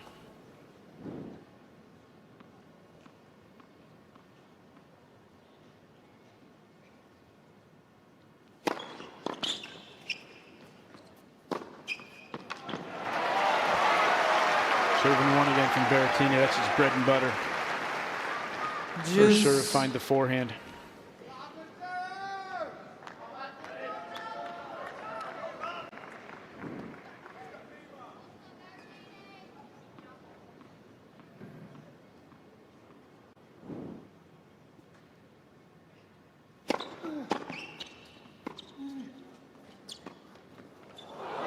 Berrettini was on his way before Rune had even thought about hitting it. Advantage, Berrettini. Sight keys, Mark.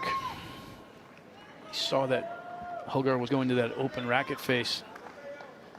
Knew what Holger was going to do before Holger could do it.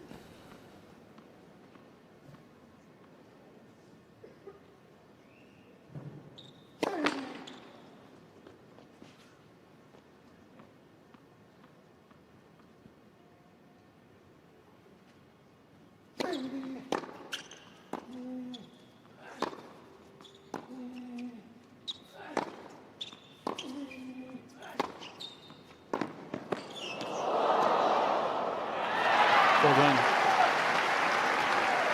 Again, for me, it's interesting. Berrettini hit the first 2 chips from a pretty central position in the court, and then he's actually put on defense and chooses to play the defense with a 2-handed backhand, which just gets the ball to Rune faster, basically taking time away from himself.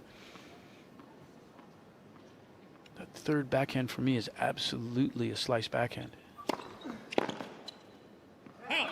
Could have hit either of the first 2. Advantage, Berrettini. What do I know? Quite a lot.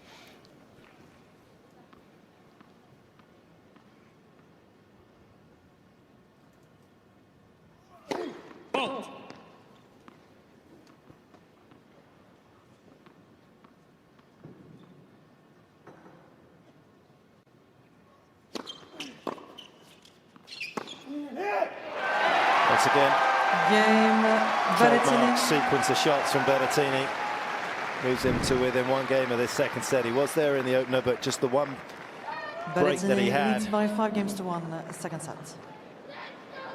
How's that grip on his forehand side? Finishes down by his left hip a lot, doesn't he? Yeah, a lot of cover over the ball. We say this. I don't like this terminology, but we call that kind of the modern forehand with that grip and the follow through. I mean, I think that forehand is pretty normal for that grip. Thank you, ladies and gentlemen. You're We are come ready up to and through play. the ball. I mean, we've seen him a couple times today. The one that I called a frozen rope, where he can absolutely flatten that out with that grip as much as he wants to. Him, Taylor Fritz, there's quite a few guys that hold that grip and hit very flat penetrating forehands, but they can also cover the ball a lot when they want to. I have no problem whatsoever with Matteo's forehand grip. I wish someone had taught me that grip when I was younger.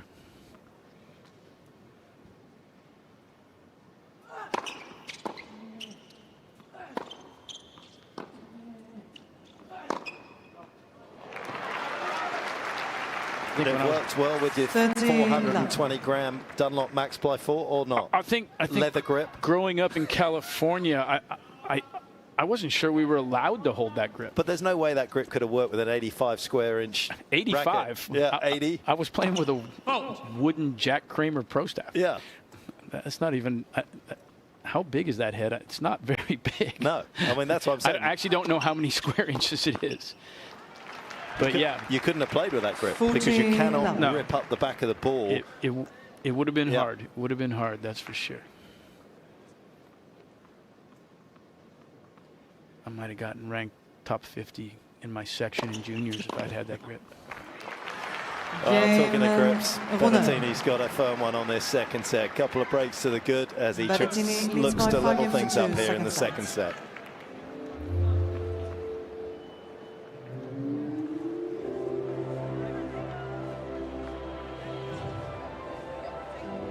What was it? The autograph? Did you get the autograph? Jack Kramer autograph? I played with the Pro Staff. The Pro Staff, Jack Kramer? Yeah, I played with the Pro Staff. That's what I played with through. The autograph was 68 square inches. 68 square inches. Yeah. Well, the Pro Staff was the same. It was they're the same. Just the Pro Staff just was a nicer racket, little stiffer. Hold on, let me put this in. 1950. What was it when you? You're talking about when I was born or when I was playing tennis? When you were playing.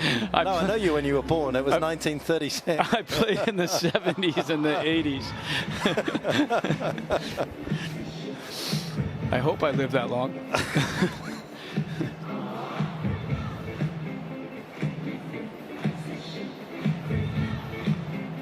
Time. It's an absolute perler of a day here in Melbourne now. Some people would like it a little bit warmer, but actually, to be honest, sitting and watching tennis is about as ideal as it gets, certainly for the players. They won't have any heat and humidity problems.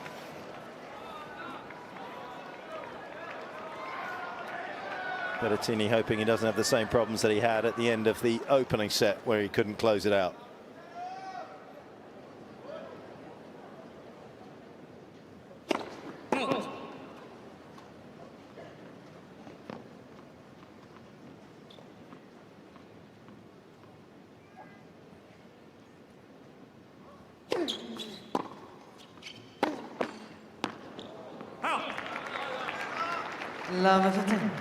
Little gift to start the first game. Sorry, the last game, hopefully. You got me flustered now, Mark.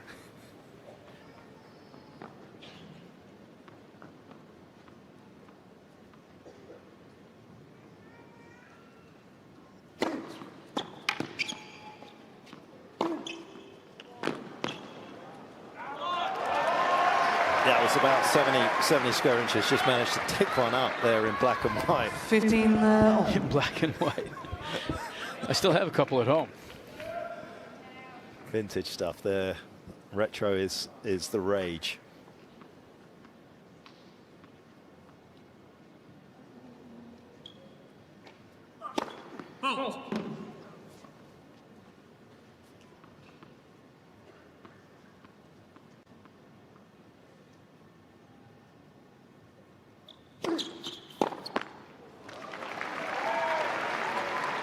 30 for 10. It's been kind of an interesting sort of last few games here for Holger. He's sort of loitering on the edge of not caring, but has hit the ball well enough to kind of put a bit of pressure on Berrettini's last service game.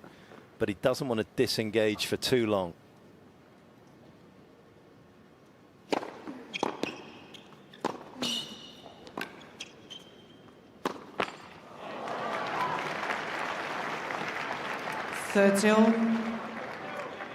He's hanging around, finding a way to stay in these games. Same as the last game.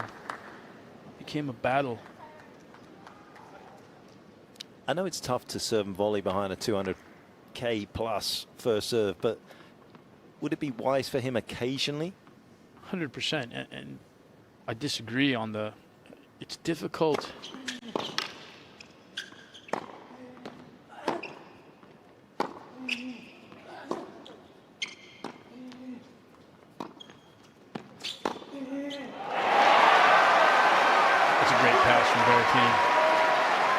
Brings himself a set point here. It's only difficult if the returner gets on the return and hits it clean. But you're assuming at 207 that you're expecting something that's a little bit less than clean. And also, why not serve body at 207? You got to figure at body, you're going to get something that doesn't have a lot of pace on it. Set point. Halt.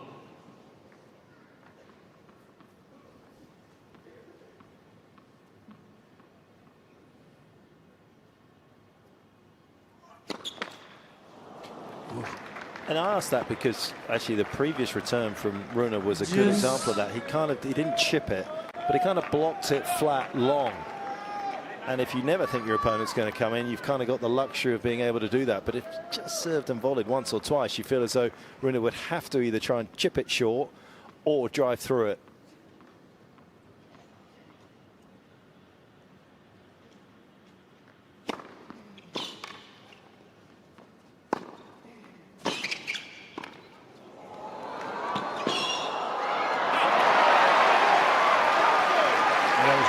From Matteo there. Serving two. Serve big forehand to the offside, follow it in. Good play. But as you had said there, Mark, that was a block forehand that was floating through the court. If he had serve and volleyed there, that's a pretty easy volley to close off and knock off for a winner in the court.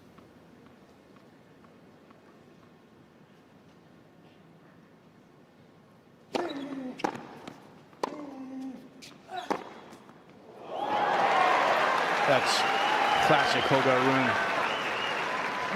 That's from back in 2022 right there. Big return. Nice pickup, honestly, from Matteo. It was about as good as he could do, and then working to his left, and that ball is absolutely pummeled.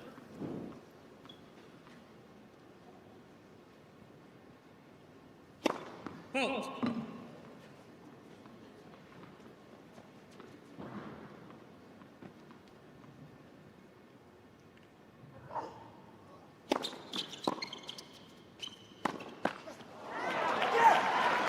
Second one in this game. Advantage, Rune. Did a great job on the second serve, jamming him there to the forehand. Pretty basic ball sitting in the middle of the court there for Berrettini to miss.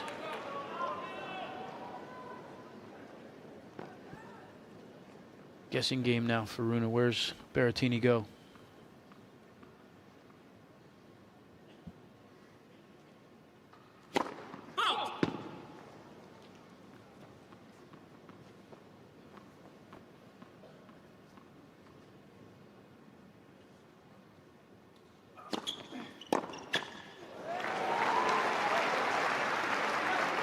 Juice. Yeah, that one was right in the wheelhouse. He's concerned about the now, but it's actually the past that's cost him this set. Slow start to the second, never really recovered. Yeah, absolutely.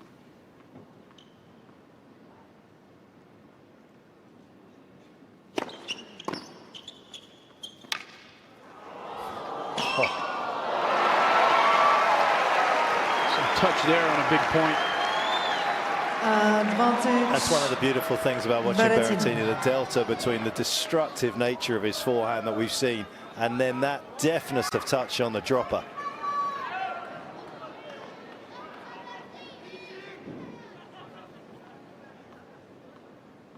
third set point.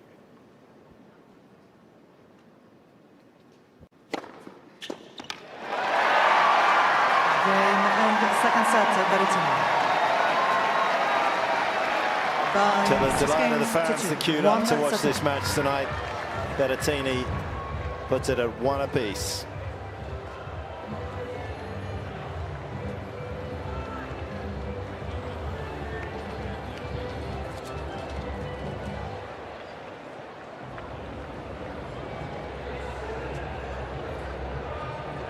A little bit of away from the court time coming up here for both these two.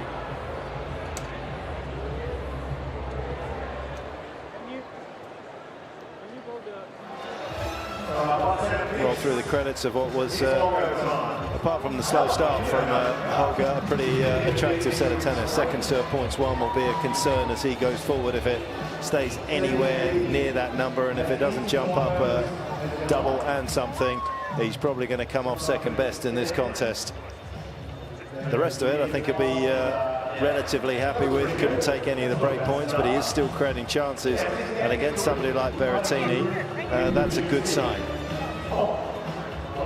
Yeah, that second serve points one percentage is the that pops out through those stats.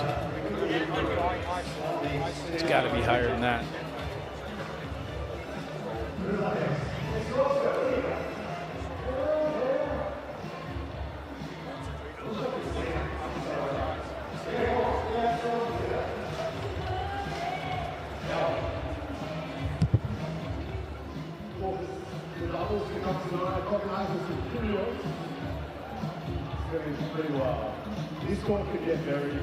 Welcome back. We'll be welcoming the players back in a moment as they have both gone off court, as we take you through a compilation of what's just happened in that second set. That was absolutely perfect from Berrettini on the slice backhand. Saw a few more of those in the second set, Brad. Yeah, absolutely. He definitely used the slice more in the second set than he did in the first set. It'd be interesting to see if that continues through the third, if he recognizes that that's helped him out.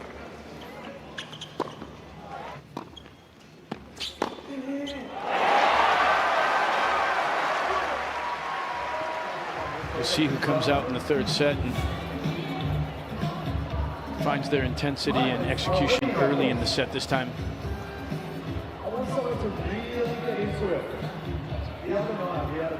Berrettini, we've been told, has asked for a little medical attention for his finger as well, so not quite sure how long this delay can be, but you can see Louise on the phone as she's obviously been given the news as well that while Berrettini's off the court that potentially happening. It was a good end to the year for Rune, wasn't it, Brad? Where we just rolled through what he did. Lost to Novak, of course, at Wimbledon round of 16.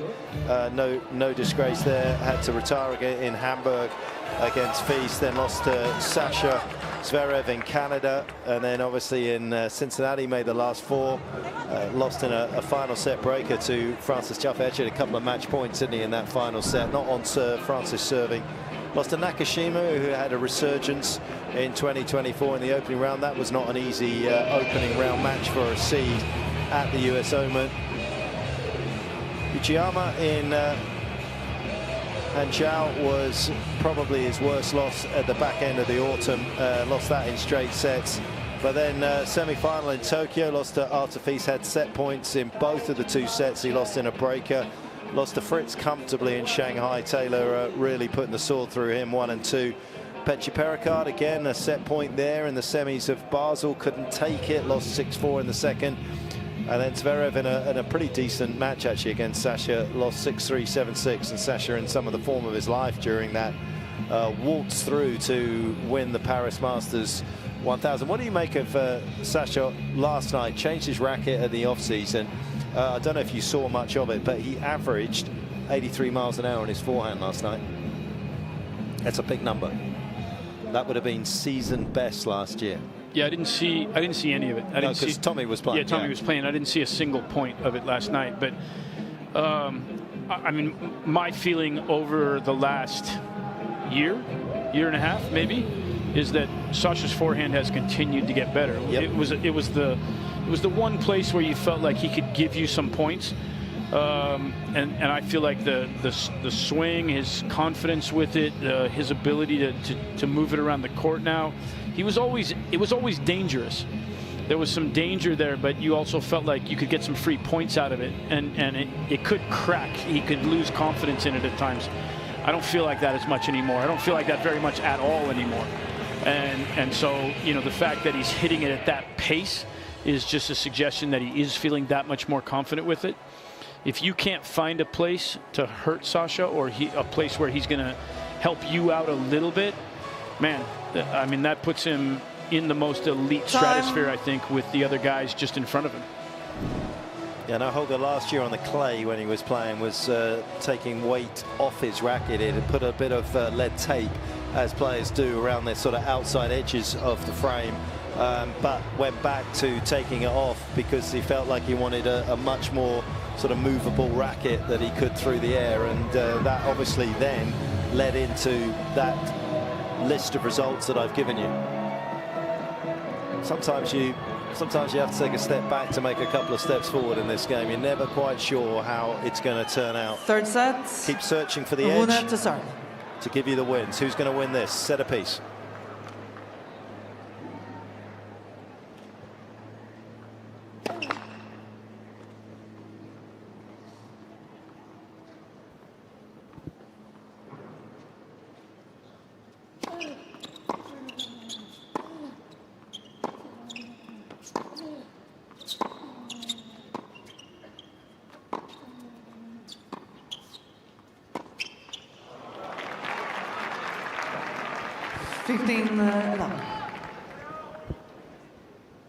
Idea was right, wasn't it?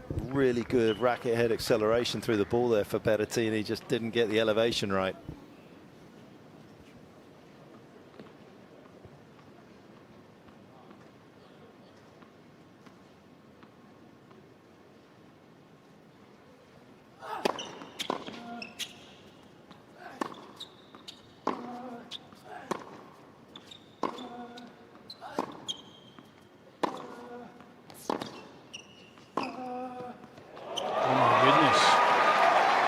Impressive change of direction there.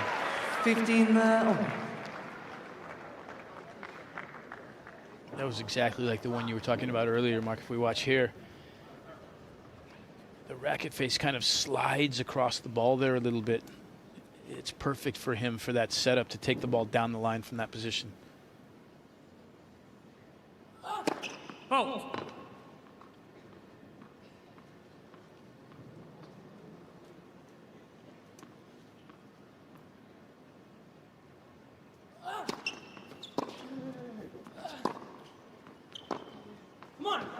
Is that because he grips with the right hand tighter than the left, and therefore it kind of pulls across the swing path? Yeah, I mean, hard to know his grip tension from up here, but he definitely doesn't release the left hand. The wrist just doesn't break much, and you can see as the racket gets out in front, the racket head stays off to the side of the racket, to the left of his body a little bit. It never really like leads through the swing.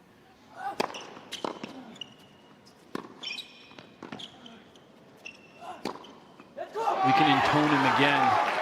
Stevie Johnson. That's exactly what Stevie's issue was. And if you talk to Stevie, I think he would tell you that. He just never really was able to get the left hand to release. And so when he would try and hit the backhand cross, I think Matteo does a better job, obviously, than Stevie did. But Stevie would leave the backhand when he tried to hit over it. He would leave it in the middle of the court way too much. Matteo doesn't do that quite as much. As long as he gets himself out behind the ball, he can still get it cross.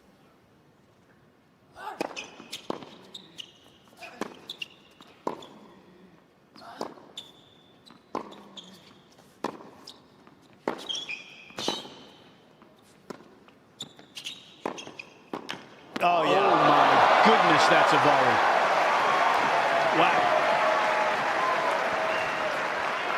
That's a little highlight for anybody that likes coming forward. This chip approach was so pretty, penetrating through the court, but that's some talent.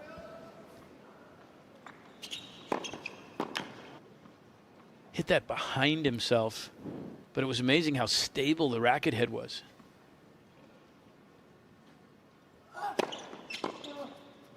That's a nice jammer from Holger. Rune. Yeah, not as quick as of the day, which is First game, 2:07, but it starts. was getting there. 2:03 from Rune. Much better start to the third than, of course, for the second.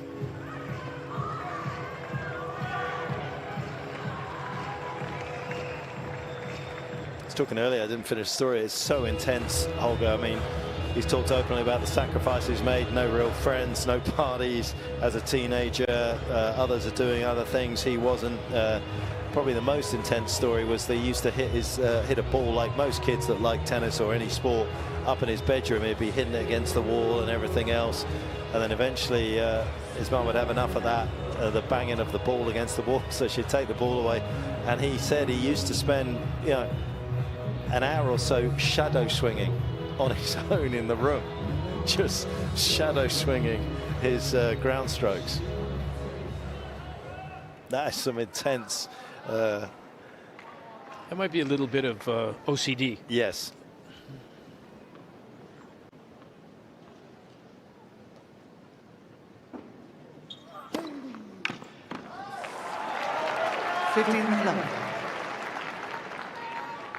Right, we saw the win predictor at the start. What was it? 57? 57, yeah. 57? 57-43 now. 67-33.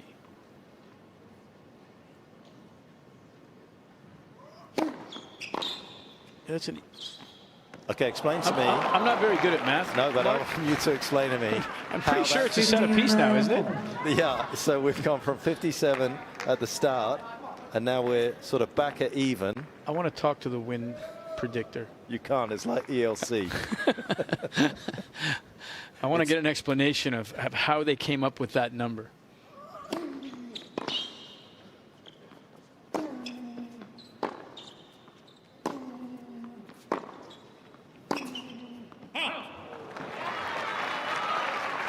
Nice to be judge and jury. 13. Although maybe the win predictor knew there was a break just around the corner. I was just thinking the same thing. It's a big point here.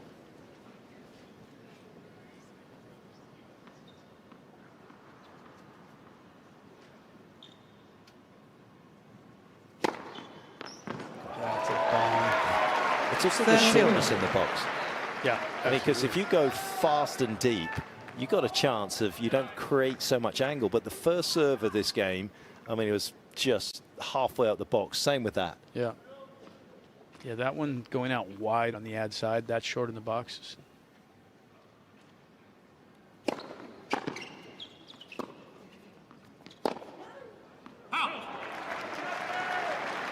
40-13. Holger wanted to jump on that one. Just trying to add some gas to that backhand. Just got away from him. A little opportunity there for sure.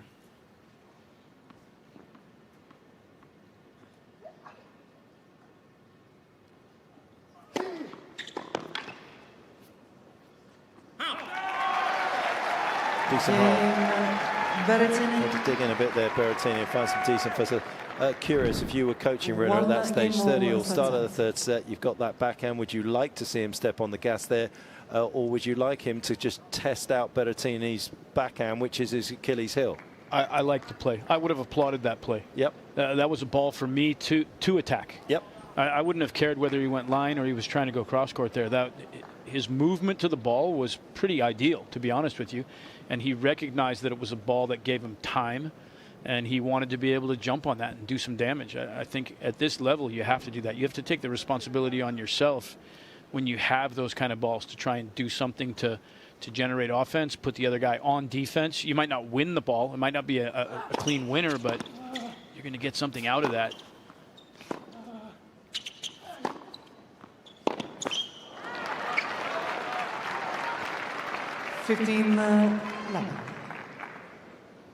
She wasn't sure there. 15 love. Love.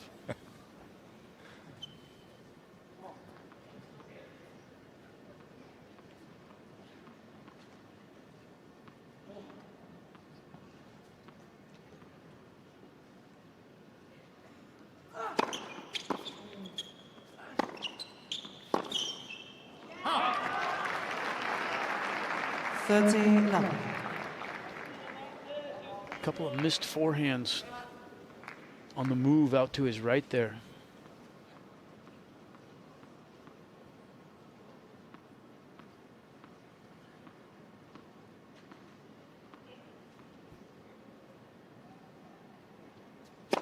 Oh.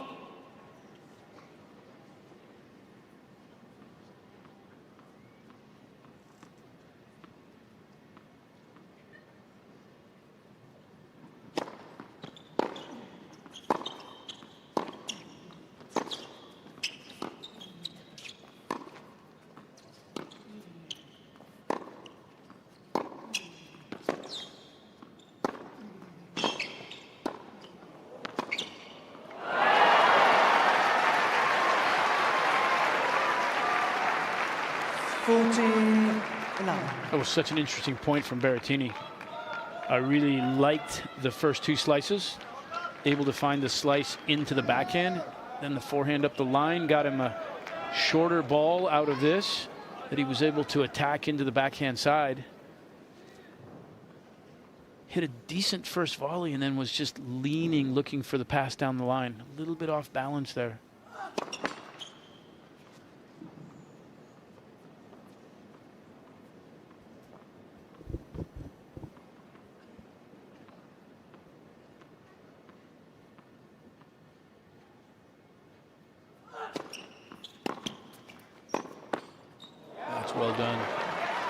Very quick out of the serve, isn't he, into squaring up, being able to make that move. Finds the space down the line. Third set. And he sits down with the game between them. 2-1.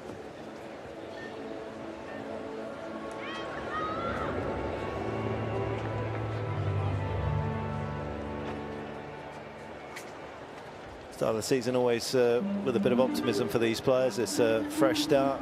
Clean page, no defeats. Holger coming down to Australia, got a very tough opening round against Jiří Lehečka in Brisbane, and in the end that loss that he picked up in his first match of the season would have felt a little bit better by the end, as Lehečka picked up his second career title of the year, of his career, sorry. Yeah, Jiří seems to like the start of the year. He won Adelaide last year, won Brisbane this year, and he likes the courts down here, likes whatever it is. He seems to produce some of his best tennis early on in the year.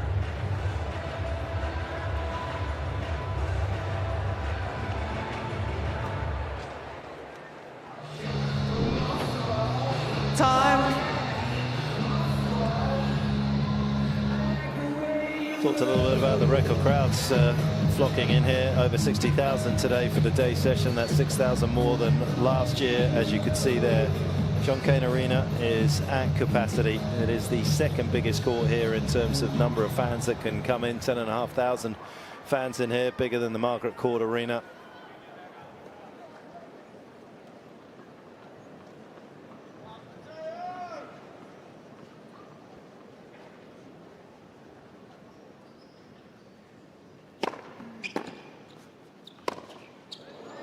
Good start to the game, through the middle with depth.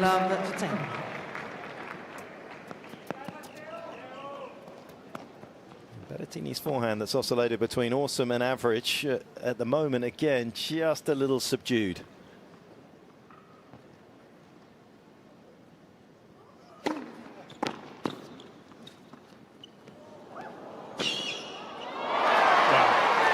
Wow.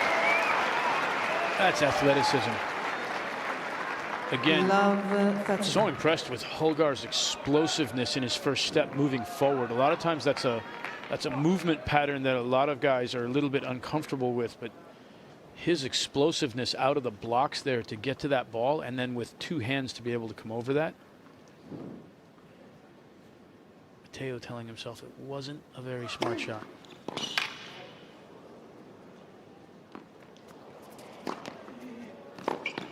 Oh, and he's made that.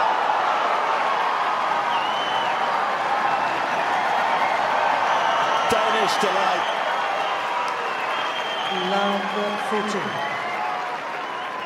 Great return to start this point. You don't get credit for this kind of a play. He fought to get that ball in play, and then this is just spectacular. Outside the court the entire way.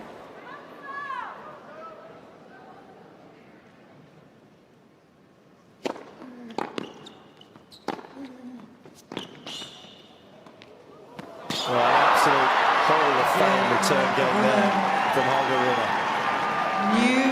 Everything. The perfect first return, deep through the middle. A couple of unbelievable highlight shots that he pulled off, and then the defense. Amazing, amazing stuff. And then, did you see how excited Lars was there? That's about as excited as he gets. That was an amazing game from Holger. To be able to put the ball in play, all 4 points in a row there from those positions, and that's where it all starts. Finding a way to neutralize those serves and at least get yourself in the points.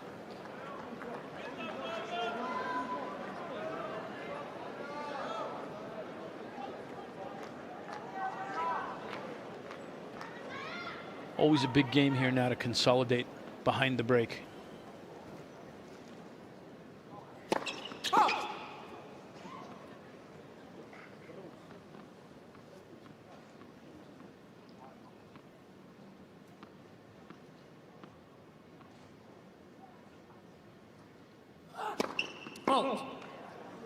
Not the start that you want.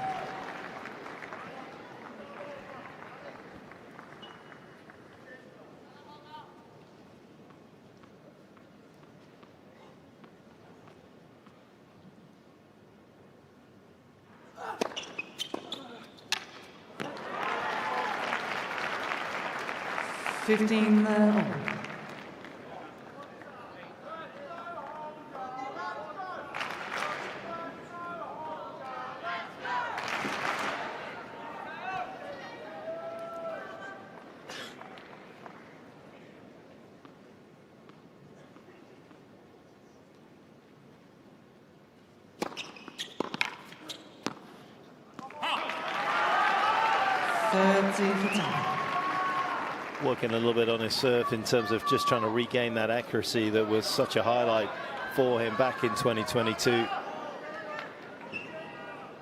And there have definitely been signs of improvement in this match.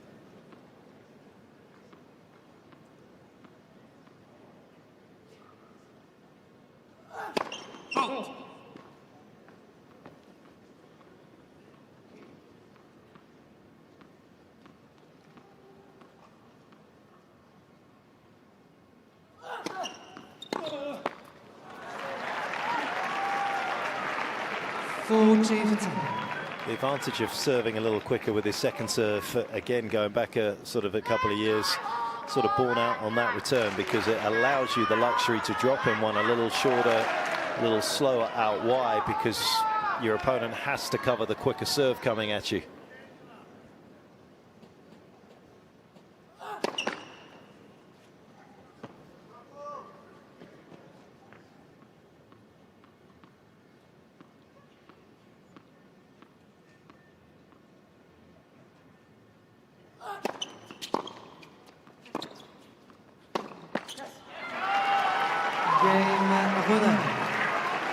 Smooth progress in this third set for Rune. 4-1.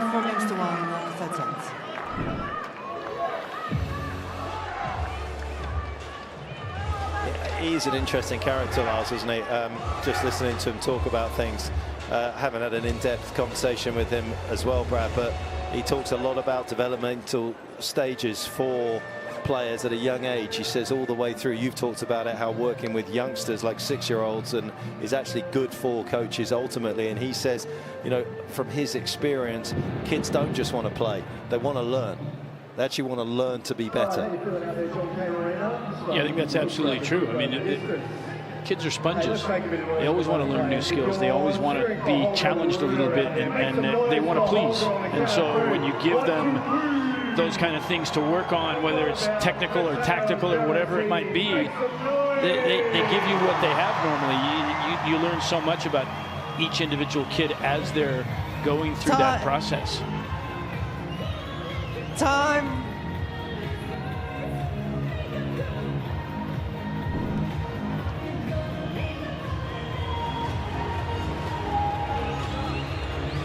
Have walked onto court 5 times previously in terms of trying to play matches against each other. A couple of times it's been this man that hasn't been able to finish. Acapulco in 23, it was a right calf problem that made him retire He was actually 6-love, 1-love down before going off. Didn't even take to the court with the oblique ab problem in Monte Carlo in 23. Berrettini.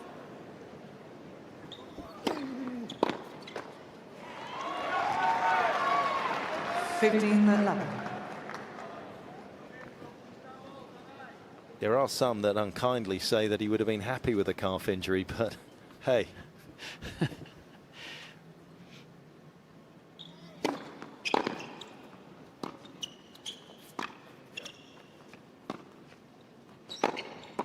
Oh yeah, that was technically flawless. 30-love. But they've been tight, the matches that have gone on in the past. Berrettini got him the first time, as we see this picture perfect volley. Indian Wells, 3 sets, 6-4 in the third. Last couple of times coming last year, Cincinnati and Shanghai. 6-4 and 6-3 respectively in the third.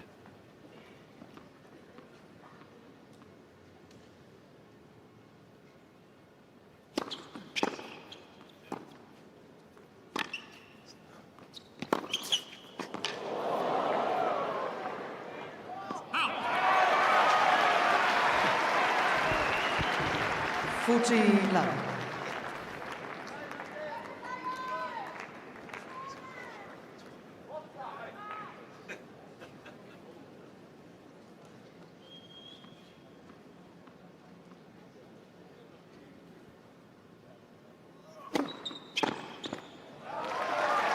Game Berrettini. Rune leads by 4 games to 2, third set. Just got to stay close. Keep himself there or thereabouts, try and test the nerve of Rune, who has run away with this third set to some degree. Still only 1 break, though. 1 break is never enough at this level.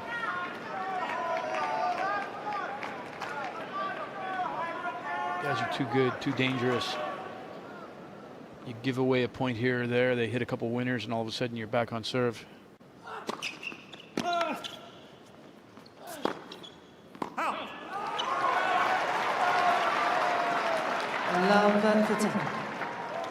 There is a gift right there.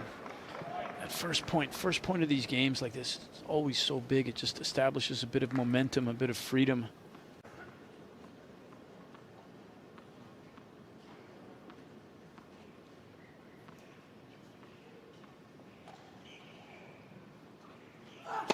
Halt. All.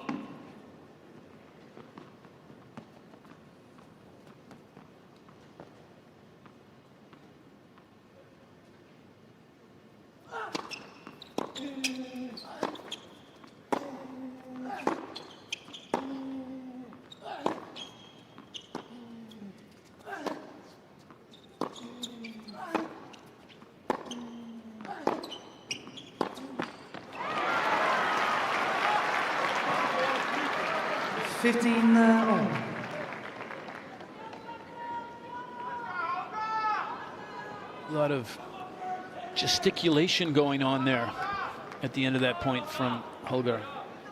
Still looking at his camp. It's interesting back with Lars. I think Lars's demeanor is really good for Holger, to be honest with you. If you look back at some of the other situations that he was in, he was demanding that the guys in the box stand up after every point that he would win, that they would give him more energy and more emotion. I like the fact that Lars is actually just quiet and calm.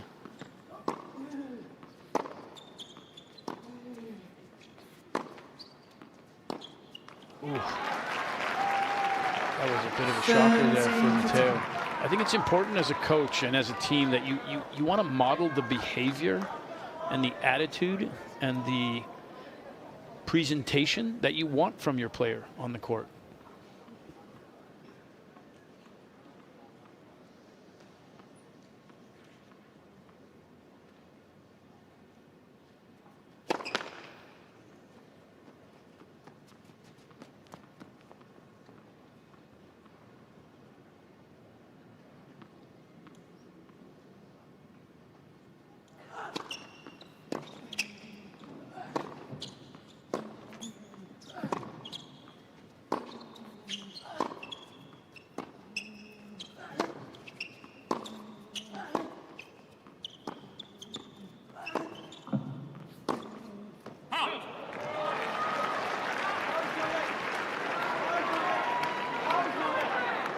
she hit the microphone mid-point. It's not loud.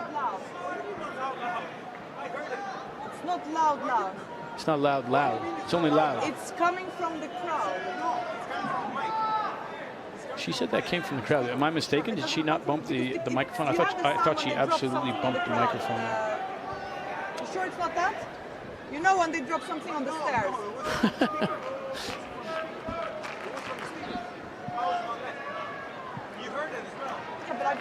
Yeah, did you hear what Matteo said? It was on the speaker. Yeah. I'm pretty sure she bumped the microphone. For me, I thought it came from the stand when they're dropping something from the stand. And I'm not going to call that for that. I didn't hear that it came from the speakers. Okay, this I didn't hear. I didn't understand that. Then Interesting. Let's go to lunch.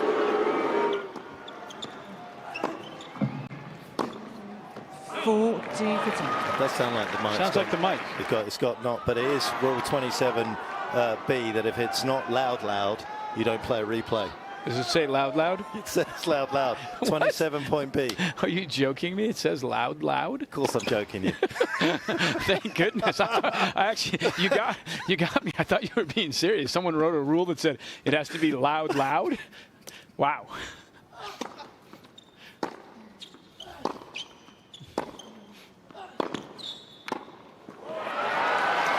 Great deck there from Holger.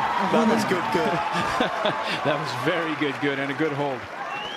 Rune leads by 5 games to 2, third set.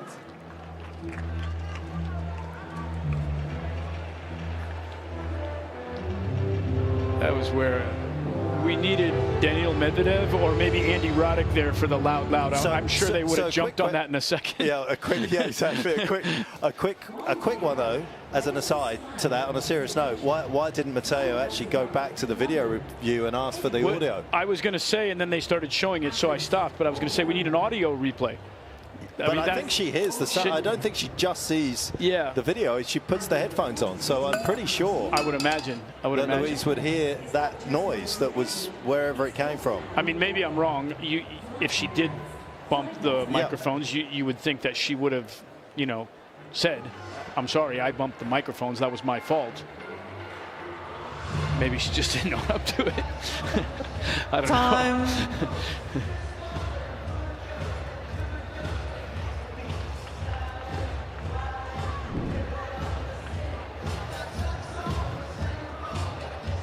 Kind of trudging out of his chair after that little moment, Berrettini. Big bridge for him to cross back over to get himself back on level terms in this third set.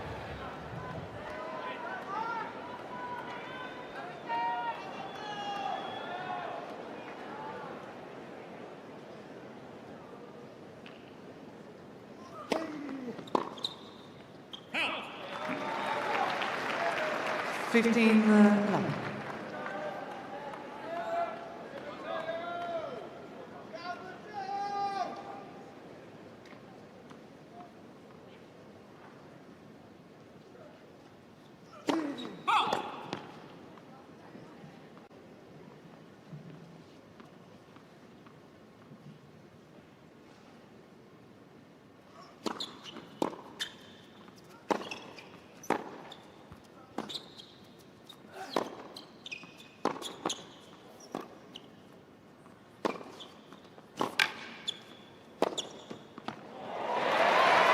That's a well-constructed point. I like that. Sometimes for me, Berrettini comes out of the inside-out forehand exchange too early and pulls the ball down the line. That time he stayed 4 balls in a row to the Rune backhand and then created this opening to be able to do real damage with the cross-court ball and or an inside-in ball.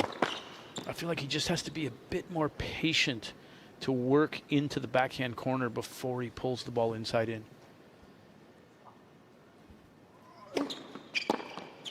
Out. 40-11. Just a hint that Rune has allowed his mind to wander to the 5-3 scoreline and an opportunity for him to serve it out there.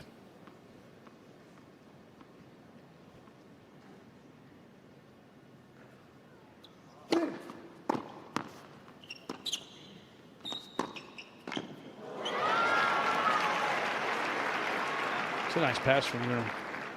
It's not a bad approach shot as well, because he's gone cross-court every single time. No, it wasn't a bad approach at all, and that's why, for me, that pass, one of the things I love to see when guys are passing like that is that you got to really snap the ball with some serious rotation, but your target should be short.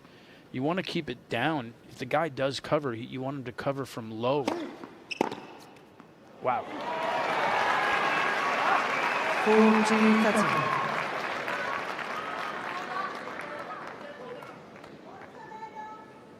Suddenly this game has grabbed his attention.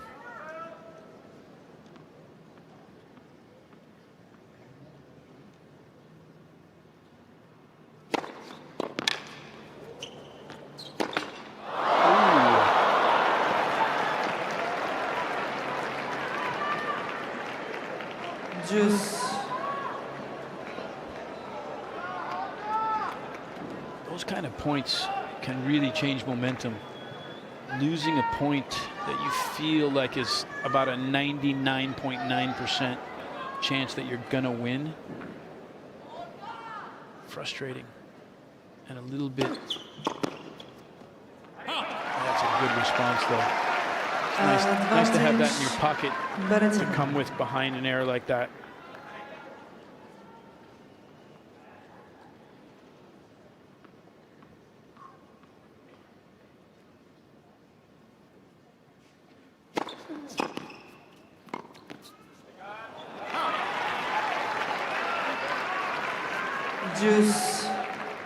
What you're seeing now is an extravaganza of talent that Rune has to return this serve as magnificently as he's done here. To get himself back in contention is impressive.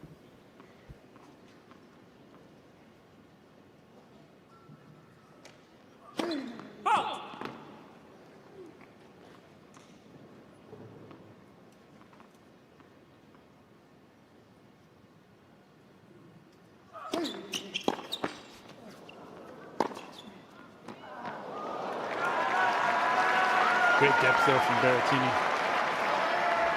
And for me, this is a well-competed game from Holger, though.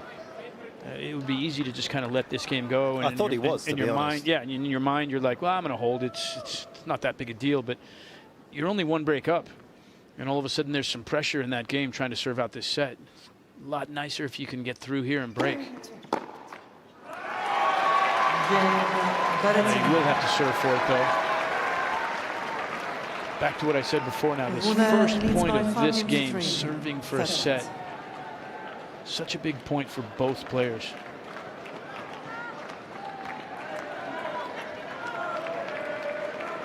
Do you stick by your theory that you'd rather go to the forehand?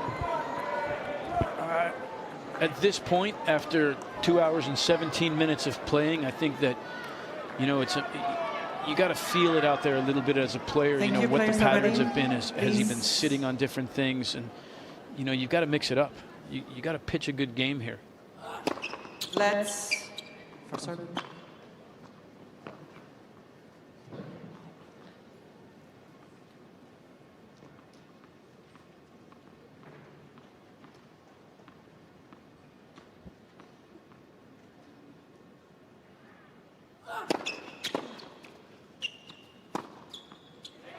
which he's done magnificently. It was good there. It was off the let serve. He had gone to the forehand, and then he comes back and goes to the backhand. It's a little bit of, okay, you saw I was going to forehand there. Should I go back to the forehand? You think that I think that you think that. It's always the chess match within a tennis match, is the serve and return.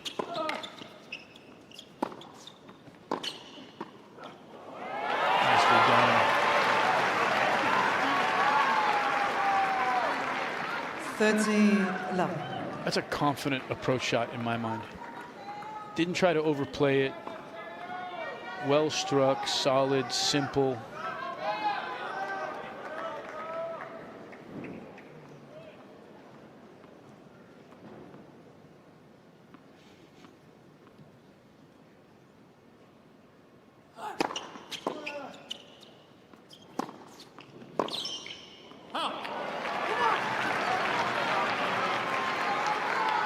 Again, good serving, getting a mid-court ball, good execution coming forward. And a very confident game right here from Holger.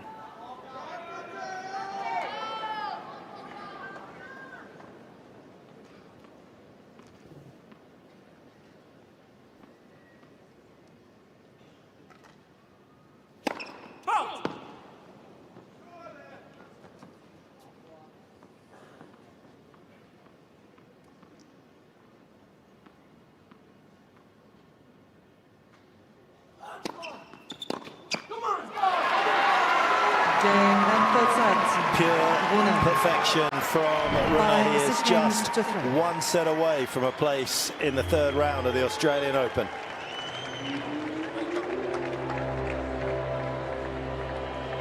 Well, that was a really good conclusion to the set. No, he didn't quite get the break against Berrettini, obviously, in that previous game, but he backed that up with a perfect service game, did Rune. Lots of maturity from the 21-year-old, having bounced back from the loss of the second set. And we talked a lot about the second serve points won. Well, it was obviously perfect from Berrettini in that department. Quite surprising to see half of the number of points won behind his first serve. Yeah, that's a big change, big switch up there.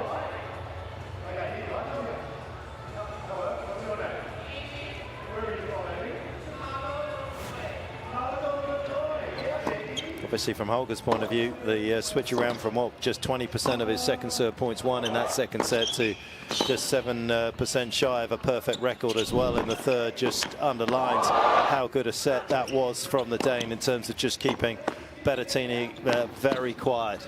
Yeah, he did a good job to create the break opportunities and convert, but that stat stuck out from the previous set, and he was able to turn that around completely from 20% to 92%. Massive difference. Time.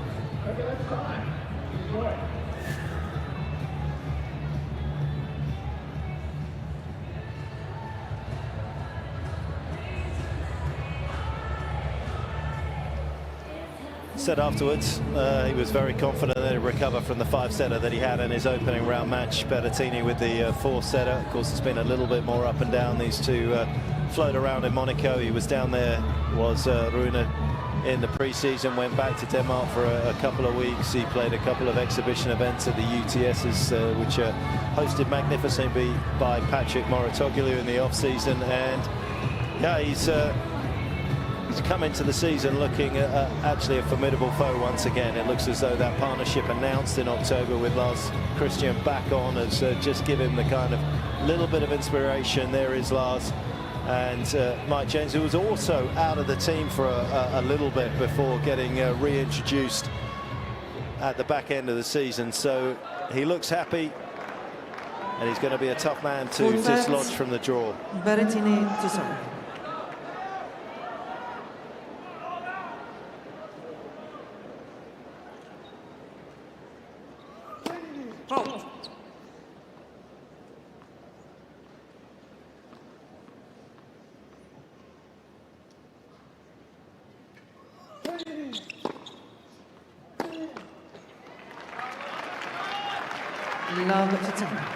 Just turning that over a little bit too quickly. Got to extend the swing out a little bit more. Or as my good friend Tom Gullickson would say, that's a trajectory error. Trajectory's too low.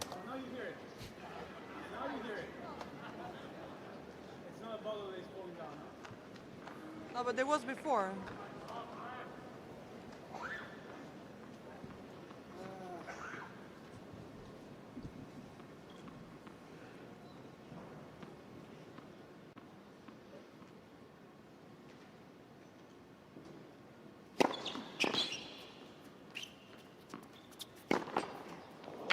Whoa.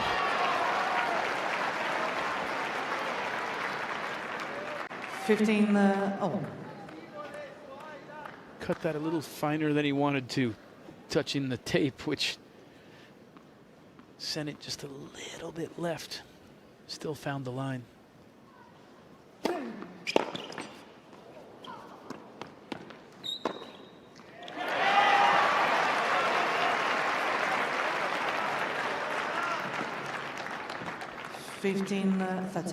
Great pass there from Holger.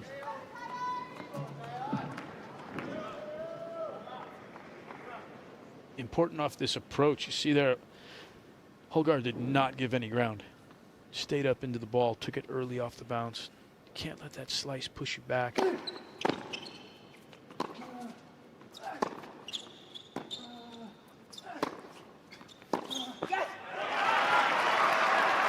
It's been one of the things that I know in the off-season that, again, it seems to be like they're going sort of back to the past, but he is trying to hug the baseline more, which is not easy against Berrettini's forehand, but he has done a good job, and you picked up on it nicely there, Brad. And what a start this would be to the fourth set. 30-14. Berrettini erases the first of the 2 break points with an ace. I think he's also found a little bit of a vulnerable spot in the armor of Berrettini's. He's hurt him, and Berrettini's made that error a few times, moving to his right to cover forehands. Let's. That was a bomba.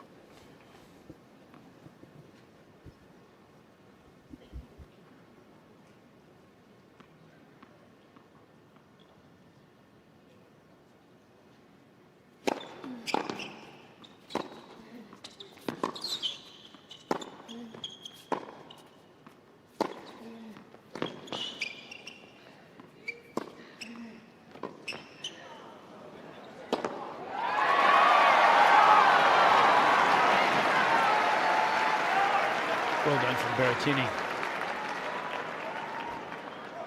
Juice.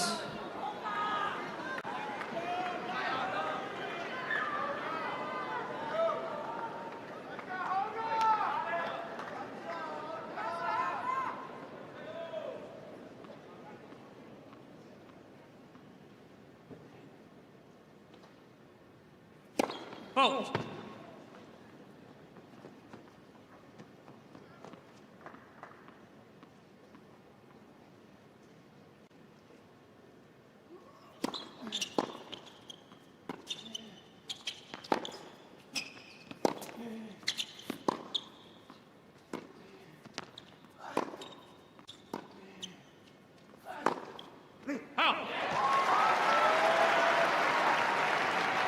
Advantage, Berrettini.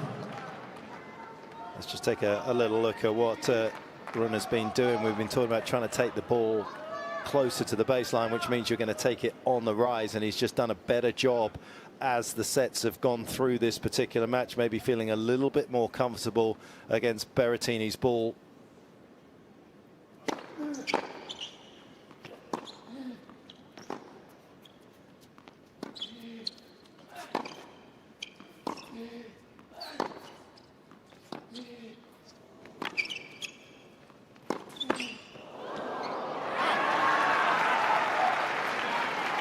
There it was again, but off of a slice that time. Berrettini moving to his right. Seems to me that a lot of the errors that have come off the forehand has been when he's having to move out to his right, whether it's on the run or not. He's pushed to that side. That's where he's been giving away some points.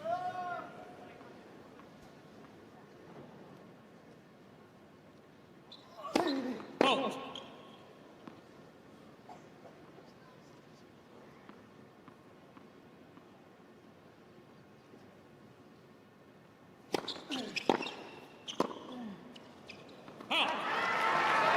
Tags the baseline of Berrettini off another quality return through the middle of the court. Smart from Holger there. Little tiny difference between the previous side. He got jammed on the forehand, and I think he felt that Berrettini was going to come back there again. He cleared space just a little bit more to give himself some freedom to really make a full swing on that ball. Oh. Real opportunity now with second serve.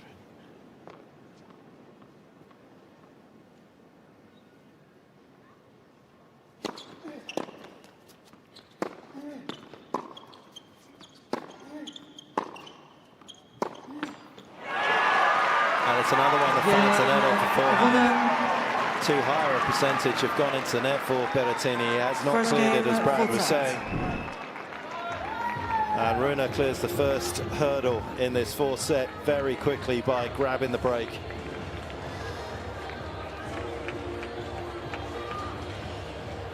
Forehand, it has to be said, for Berrettini, has been a little suboptimal today. It's usually a shot that you want to stay away from, like I do salads.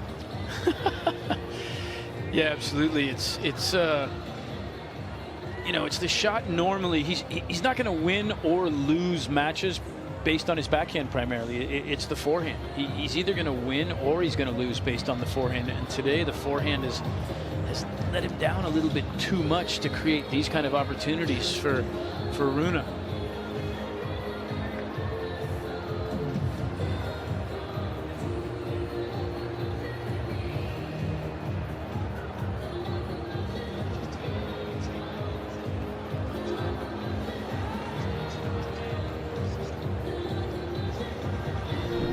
I want to go back to as well the mentality you said Lars is bringing to Holger, the best decision he's made in the last year. Okay, he was a little combustible. He was loitering on the edge of the emotional volcano in the second set. We saw that. But because Lars is there and perhaps that consistent sort of look at Holger, he's brought him back to where he's needed to be. And he hasn't wavered since. I think that's absolutely true, Mark. I mean, this is one of the calmest presentations that I've seen from Rune throughout a match. And he was a little bit out of sorts in the first, and then went through a little phase in the second as well. But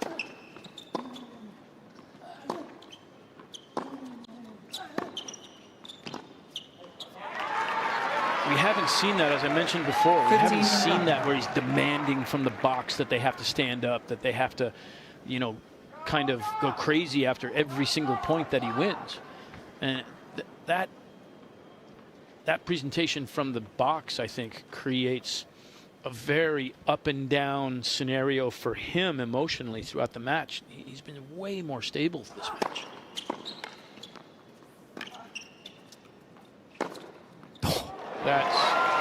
That's the Berrettini we expect. 15. And that also came from the offside.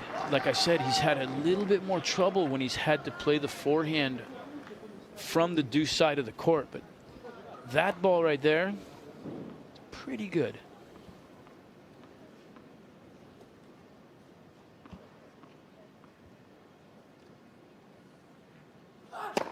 Oh.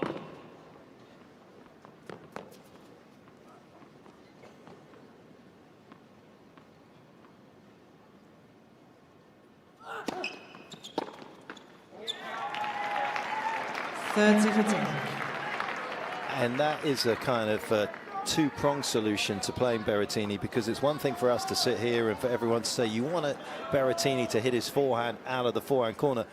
You've got to be a great athlete as well to be able to mop up enough from what comes back from there to get the error. Yeah, absolutely. Because it's not like he's missing every ball from there. Obviously, he's still ripping forehands out of that side.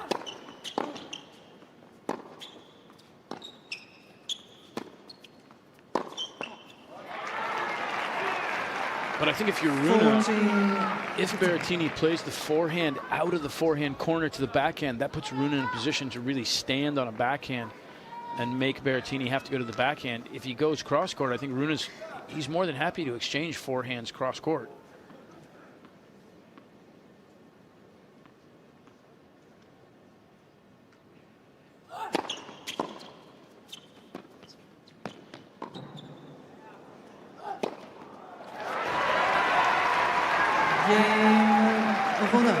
Yeah, the one thing you know about Holger, he's got the courage of a lunatic. He is never going to back down.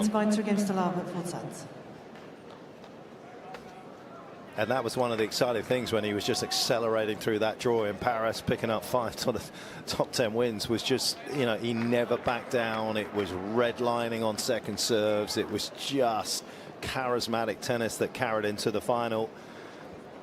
And that can't last forever. That can pick you up a title, but it's tough to repeat.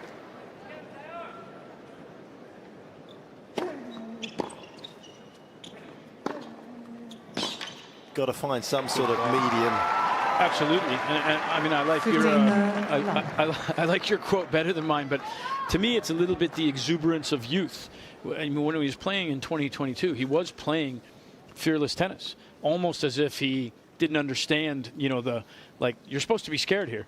You know, this is a huge point, but he didn't feel any of that. And again, we talked about expectations as he's gotten a little bit older and a little bit more mature and spent a little bit more time on the tour. Miss. He's probably got a better understanding where there is a little bit of fear that creeped in. It's like, this is a massive point. Now I know that. I don't have that freedom. I don't have that fearlessness that you have as an 18-year-old sometimes.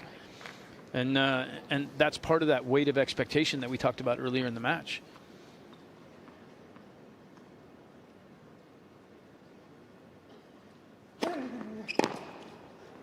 And that's the beautiful thing when players stay with coaches, is that you can manage those valleys, and there's not just with the better players, of course, there's a few less valleys, but with all these players there's going to be these moments where you go into the unknown and this new experience hits you, and if you can get through those together, I genuinely believe that those partnerships are the best. I feel as though coaches have been discarded far too quickly in the past, because it's just looking for a quick solution to a problem. I'm with you. Don't discard me. On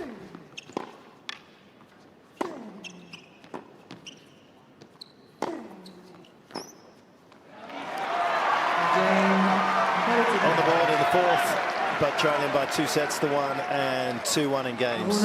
Leads by 2-1, full set.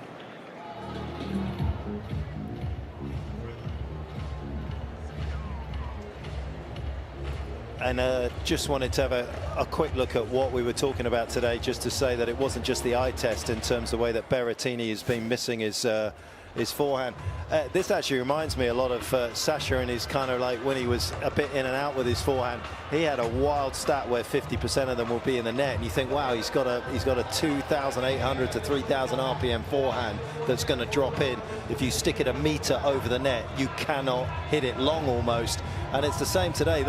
I wouldn't, if I was helping Matteo, I wouldn't be happy with how many have gone into the net here today. Yeah, absolutely. I mean, he has a high spin rate, so go to, and if you feel that you are struggling, maybe he doesn't feel that. I would imagine that he does. So if you feel that you are struggling, then I think the adjustment that you make is a little more net clearance with a heavier ball. Think about heaviness instead of pace through the court. He's got to cut down on those errors. Yeah, and also when you look at a match in its sort of totality, and you look at the errors in the net, what the flip side of that is the fact that his length of forehand, there we go, there's a number of forehand unforced errors, 30, at least 15 of those are coming in the net. Your length is probably short as well, because you're so narrow over the top of the tape that you're actually not getting good depth with it as well. So even the ones you're making are actually not as effective. Hasn't run out of time. You can't run out of the clock. You can't spike the ball in this sport. But can he find a solution?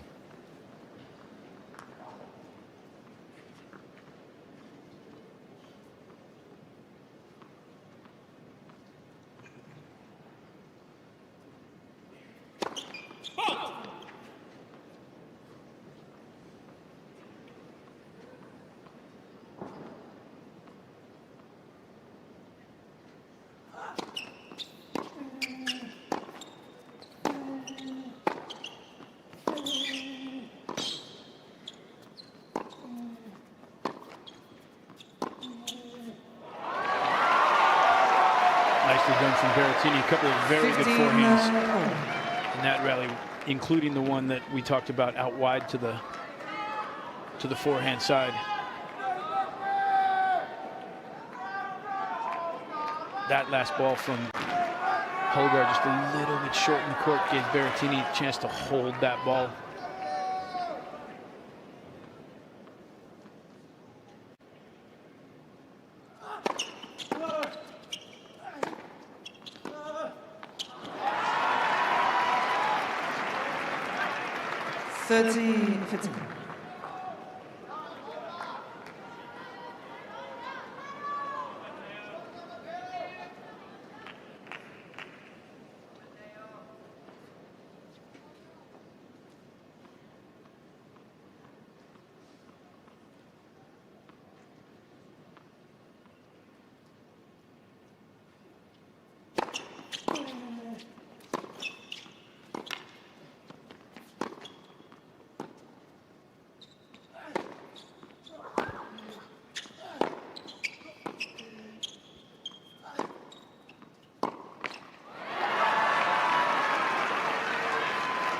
just sometimes feel on his backhand, he stays tall on the ball. You want to lose a little bit of height as a tennis player at the back of the court. You want your maximum height on serve, and on your groundies you kind of want to, and sometimes I feel like that front leg stays quite high. Yeah, on that last ball. He also, there was a point there where he made a good slice defensively down the line and got a backhand again that he just didn't knife enough. He sliced it, but it was right to the middle of the court. Game Rune. He had an opportunity there with that slice to really pull Rune. Rune leads by 3-1 full set. And open the court and just wasn't able to do it. Love the way that Holger, alongside Mike James, is going to digging into the strategy all the time. He has toggled it nicely to play in the backhand, but again, another good serve there at 40. So easy to get lulled into just banging a big serve down the tee on that point at 40-15, thinking you're going to cheat one into the backhand side of Berrettini, but ultimately, more often than not, that's the one that Berrettini puts through the middle of the court with depth. He's done a very good job for quite a few games now. He just looks very comfortable on serving. And his mum on the right. Anniki and Alma, his sister, on the left of your picture.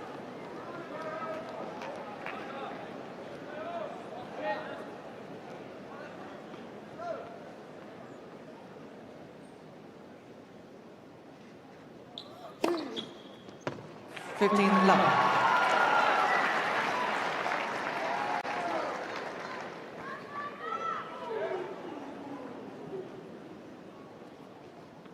Weapons.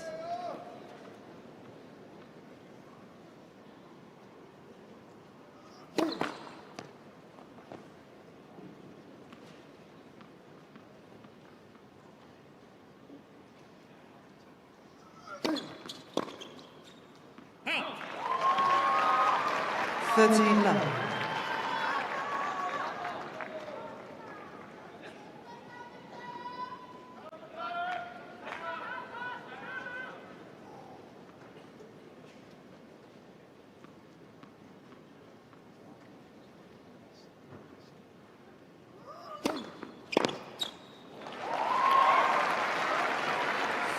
Love.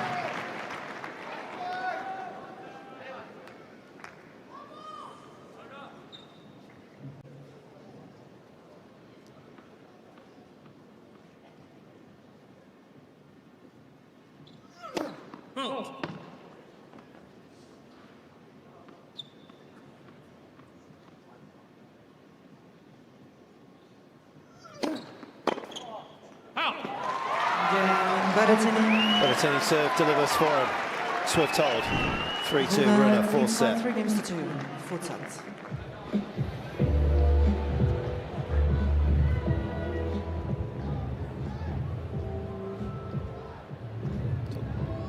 Talked a little bit about Berrettini's forehand. I just want to have a little look at his backhand here, Brad. When you look at it, he takes it quite high, doesn't he, with the hands? Like the racket face is almost pointing vertically up. Yeah, absolutely. It's compact.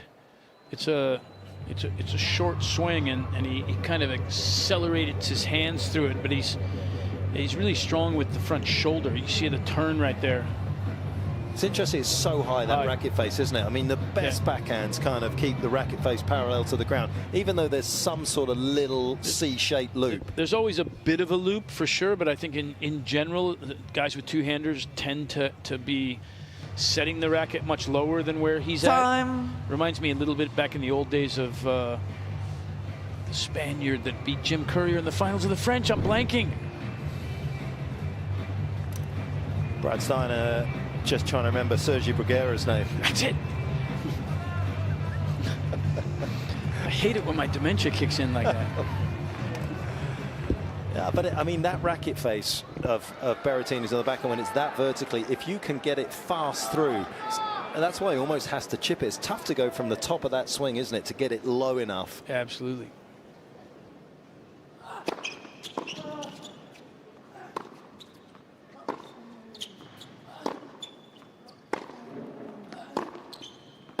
see why he's had so much success on clay, apart from the serve and being able to take care of that nice and cleanly. The fact the racket's already up there on the clay is nice, a bit like Tsitsipas's one-hander, which works much better on clay than on quicker courts. Just gives him a little bit more time. And the racket's already up around his shoulder height. Is this the game that gives Berrettini a little bit of a boost?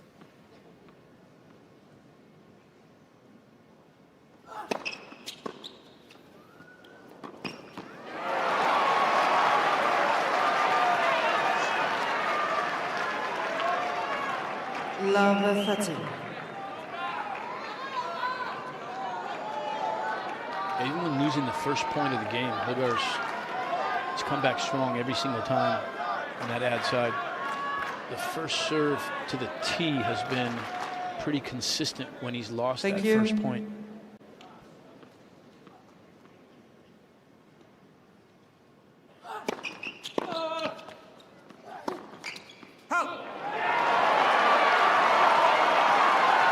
We're about to change course.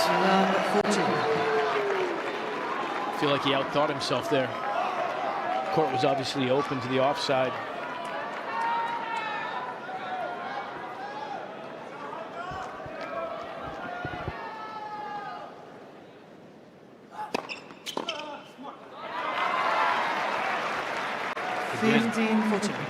Serving his way out of trouble.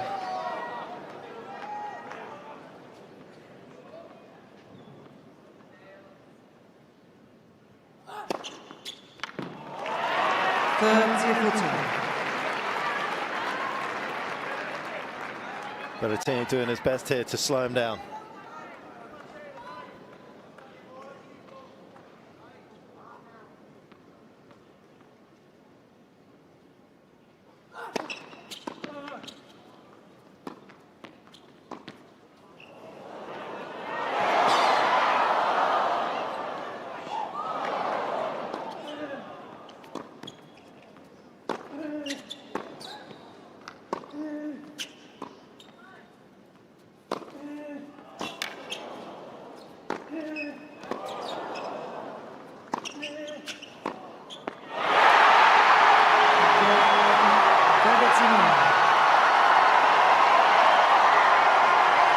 Breathtaking break point by Berrettini.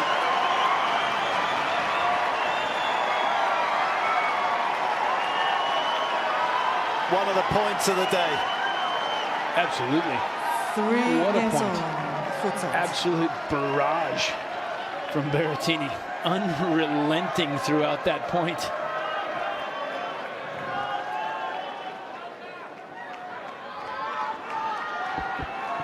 Found a way to just put Holger on defense over and over again throughout that point. Thank you, ladies and gentlemen. Players are ready.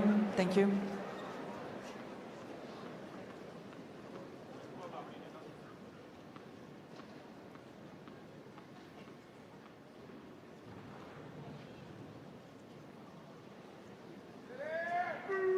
Stop.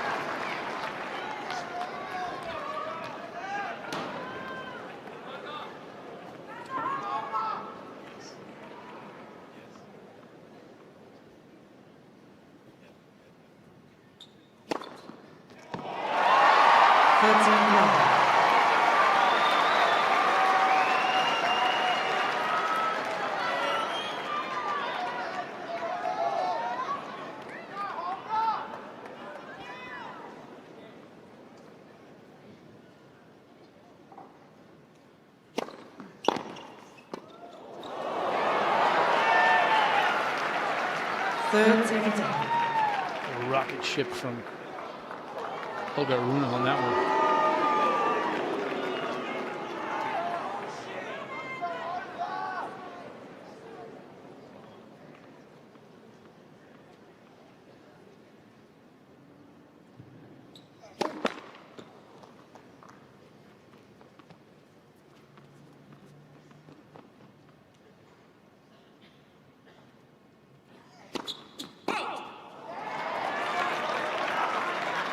13. How much of effect did the previous return have on that second serve for Berrettini? Yeah, absolutely. You had the sense after those first 2 points in this game that Berrettini was just going to run away with this hold. Now all of a sudden, under some serious pressure here.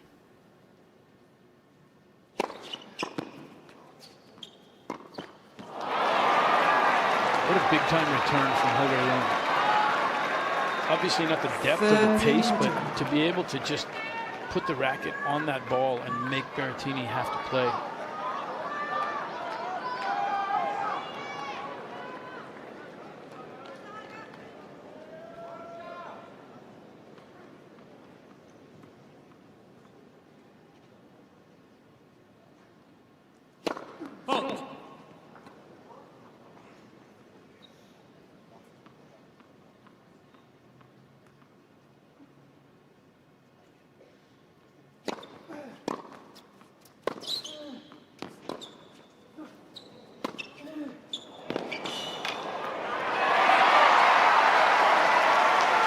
Berrettini able to capitalise on a ball he probably shouldn't have. A miss-hit from Rune.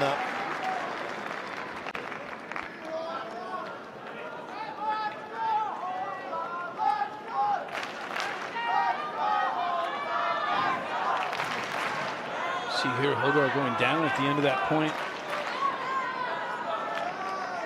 Definitely didn't go down very hard. Shaking out his wrist a little bit, but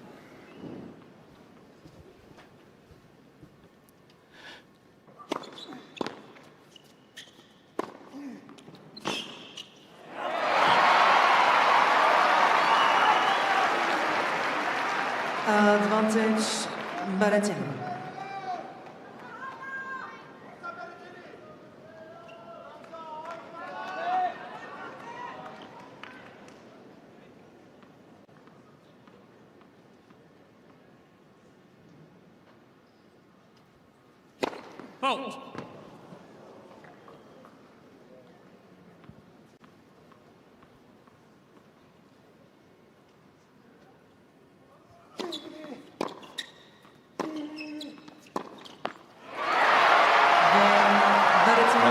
Within touching distance of the finishing line, Rune. He has a lot of work ahead of him now. Lovely pivot from Berrettini to move back in front in this fourth set.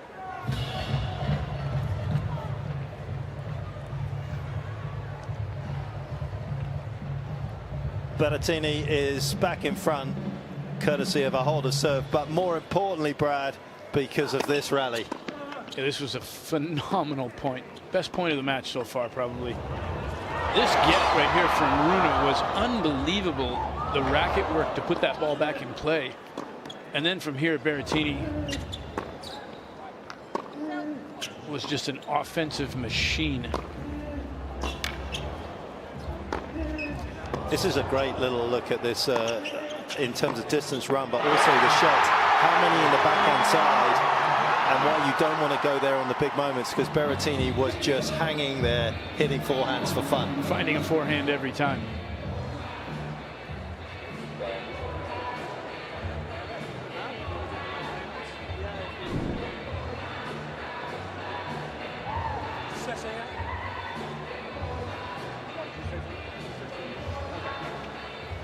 Well, let's hope this is nothing too serious here for Holger Rune. We saw him go down, as Brad said, at the towards the end of that particular game. Here it is. There's the try to pick it up, the slide.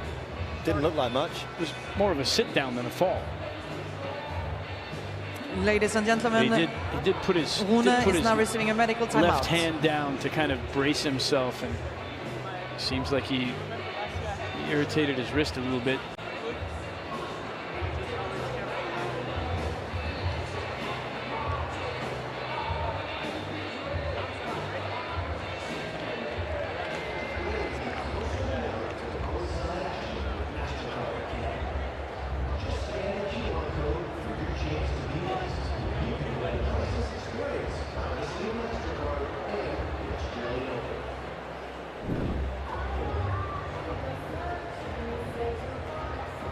Doesn't look to be grimacing too much, which is a good sign from the way it's getting kind of manipulated here at the moment.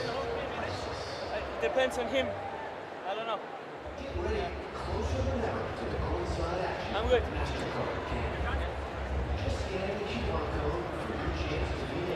All good?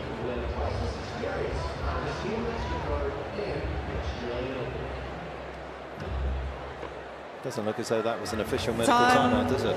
No, I think that was just the physio coming out during the time frame of the changeover, so it doesn't take a timeout there.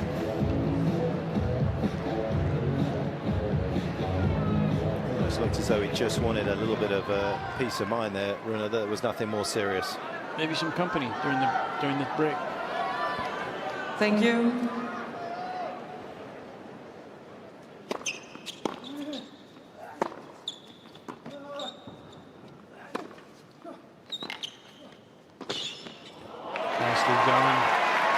Good awareness from Rune. He knew what was coming, the little floated chip, and he made sure he was tight on the net. Had he been any slower, that might have ended up being a slightly more awkward volley. Yeah, it's a good hard close to get that while it was still above the level of the net.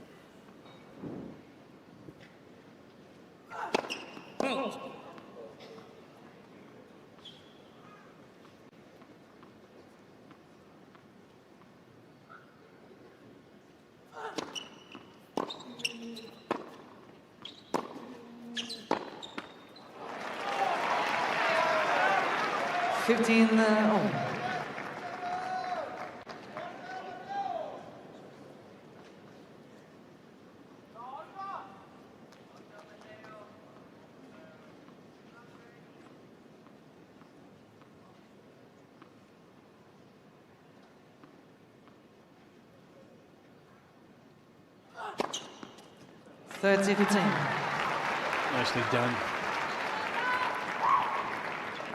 Again, that shortness in the box. It makes the difference there. 167 Ks, but short and breaking away.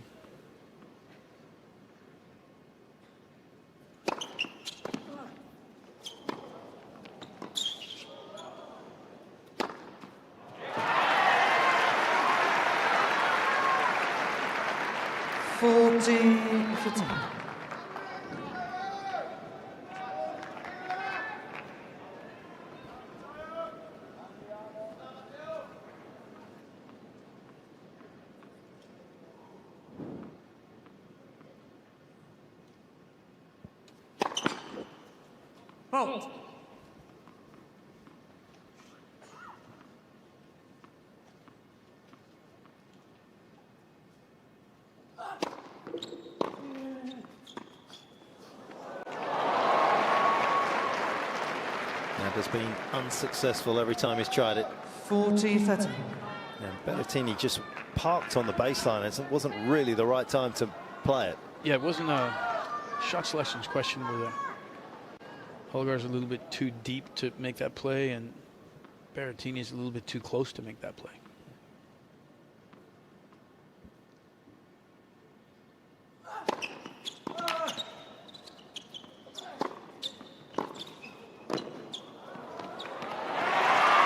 Done right there. Great moments in matches these, aren't they? What's going to make the difference? Couple of nice little forays into the net there for Rune in that particular game. We go back again to what we were talking about earlier. I thought Holger did a really good job after that break, giving up serve, of staying emotionally stable through to this point, and good hold there. You got to remember that, you know, okay, you gave the break back, but you're on serve. You're not down, you're not behind.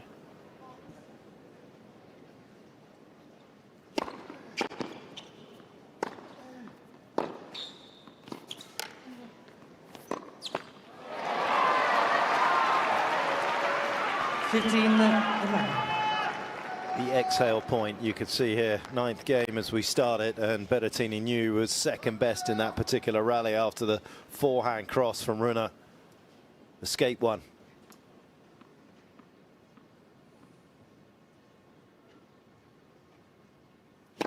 Fault.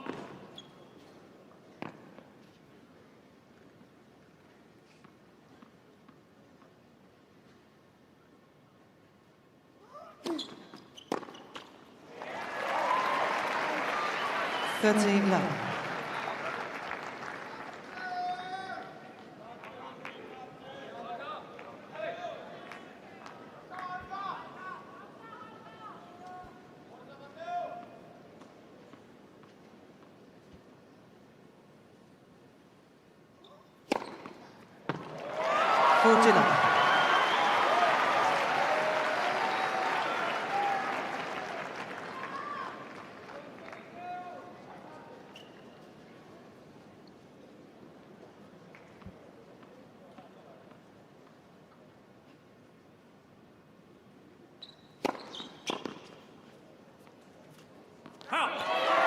Once again, dropping the hammer, dropping the pace. Nothing that Rune can do about that. 5-4, Berrettini, fourth set.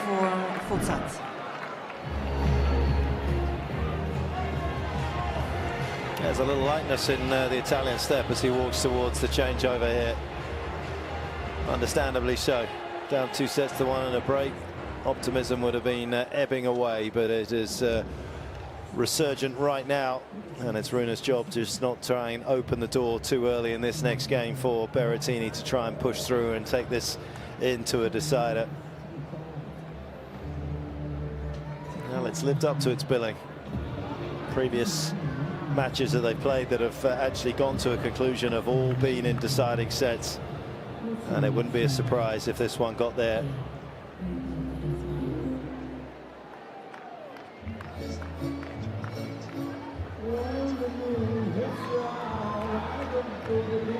Time.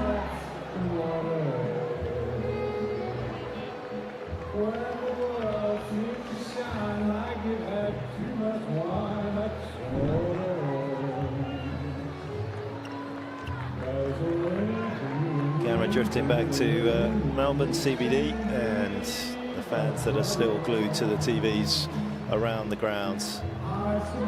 They might well be still here looking at this one an hour from now. The Italians certainly hope that's the case. Their man battling back in the fourth set.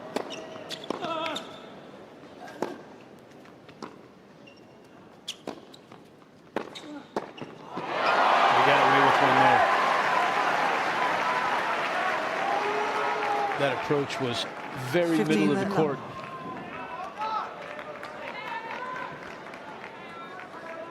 Berrettini wasn't able to do a lot with this. He could have gone behind him, tried to go in front of him, but just didn't hit it very clean. Love that footwork pattern, though. The little hop off the left leg, transitioning quickly as possible. Saved him. So many players you see set with the semi-open stance, and then they can't get off that platform. Oh. Going big on that second serve again. Yeah, or on that approach shot, you see too often they actually come sometimes with the right foot even forward. Opens the hip too much. Hard to keep the shoulders turned from that position. Thank you.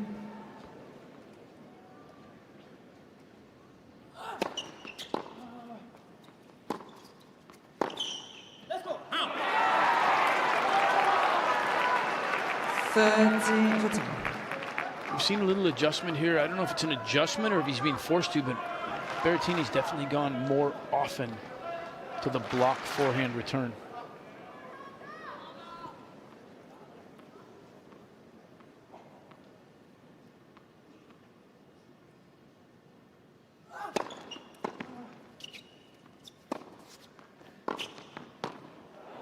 You saw it there again. On that ad side especially, Holger has served a very high percentage of balls to the forehand side. I don't mind the block return from Berrettini. It's got to carry through the court a little bit more. It's got to try and get a little more stick on it.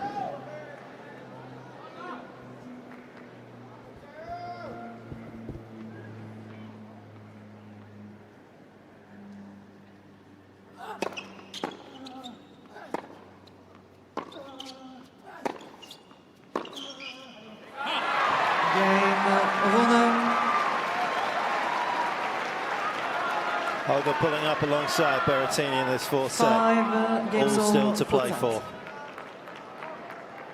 Every point priceless. Every shot matters.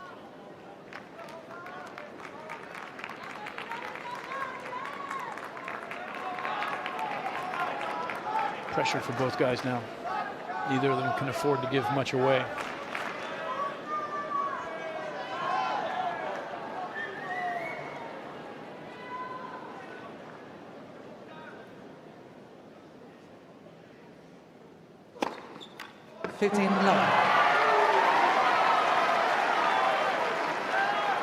That's a bullet to start.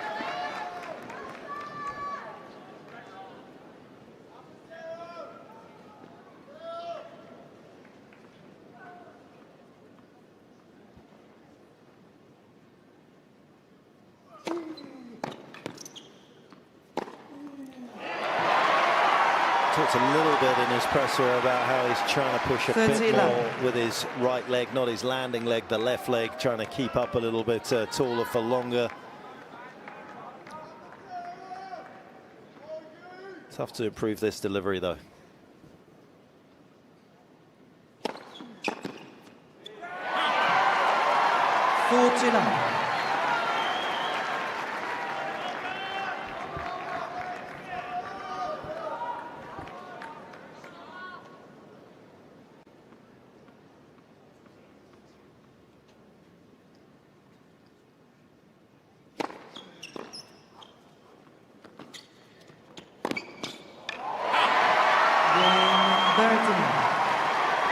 Simple, brilliant, and exactly what he needed. 6-5, fourth set, Berrettini. Full set.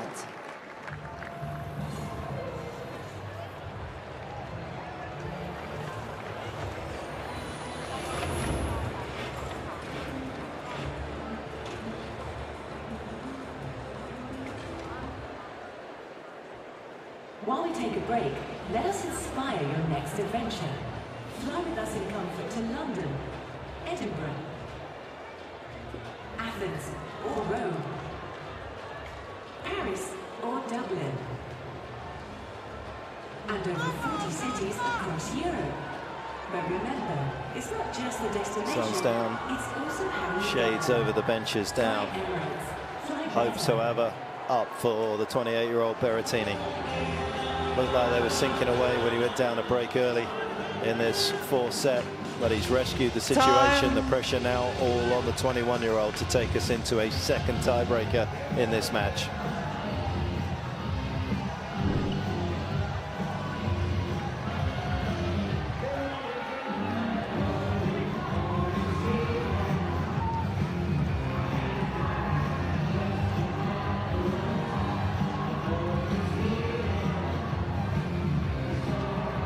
Fans as fully engaged as both players out there.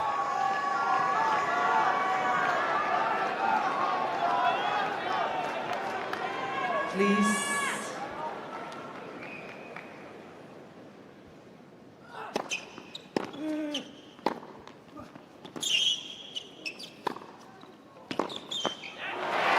What a first ball pickup from Holger. That was a 15 very quality return from Berrettini. Pretty fearless swing there from Holger. Picked it up off the quick hop and change of direction.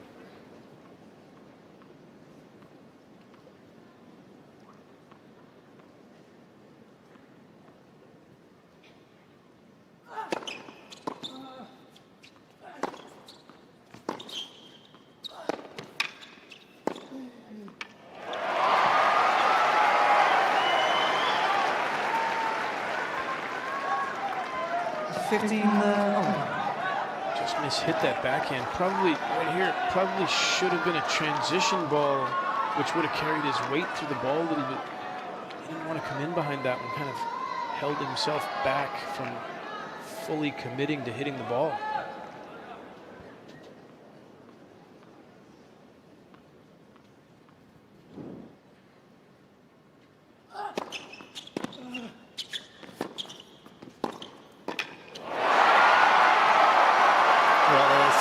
Downside of going back to the forehand a little too frequently. Berrettini put the brakes on.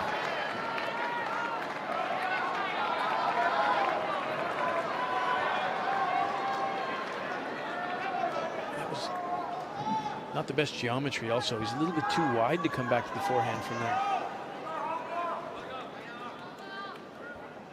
Massive point right now.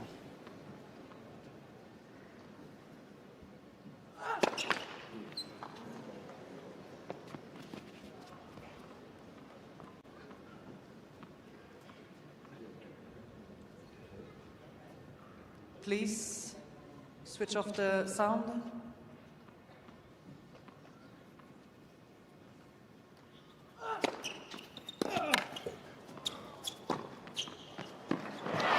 Wow. Brave or lucky? That second serve found the outside of the line. And did it seem, was it not a little bit of a mishit? I think harsh. I think that came off the racket a little bit unclean.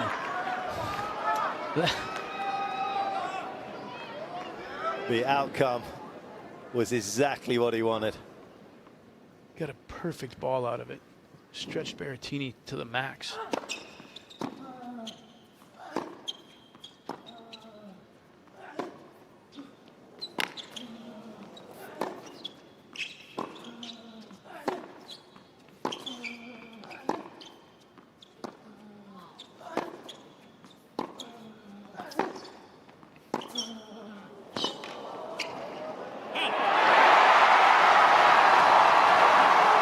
Berrettini executing from the forehand corner that time. 30-14. Holger a little bit tentative in that point.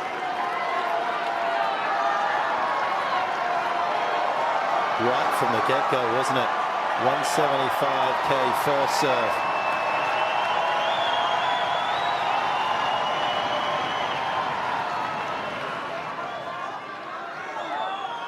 Thank you. Please. Berrettini has clawed his way back. He deserves this opportunity.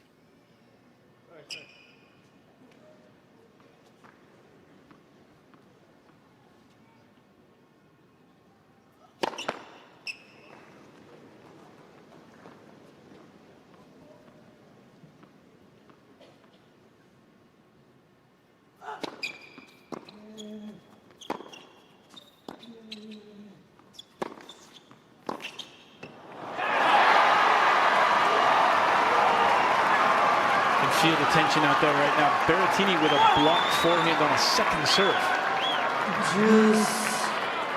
These are the best moments in tennis, when you have the eruption from the crowd and then you have the silence underlining the notoriety of the moment.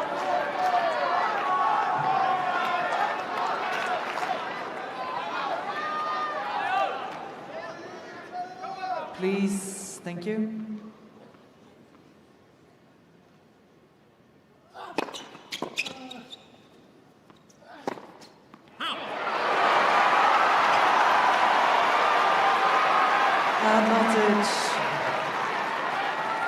Berrettini.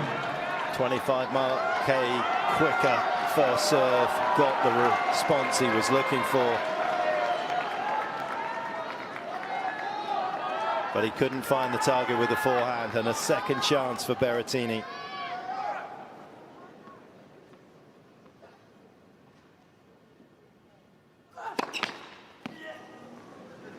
Please.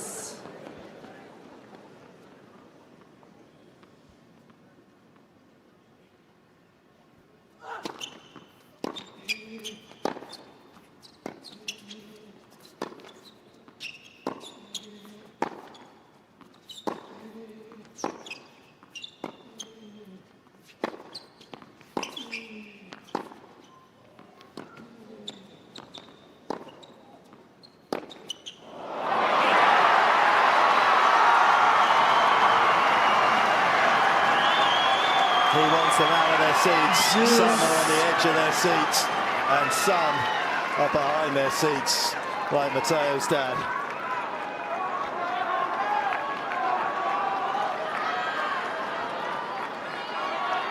This is great drama right now. Gotta love it. Those last two airs off of each of their rackets produced just because of the pressure in this moment.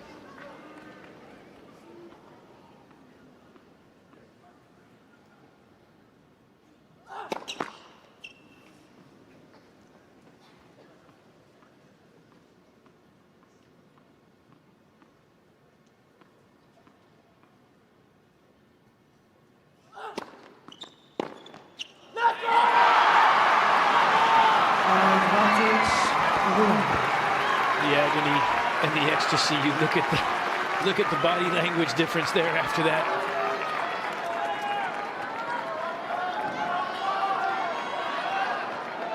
See if Holger can find a first serve here. It's disappeared for a moment. Thank you.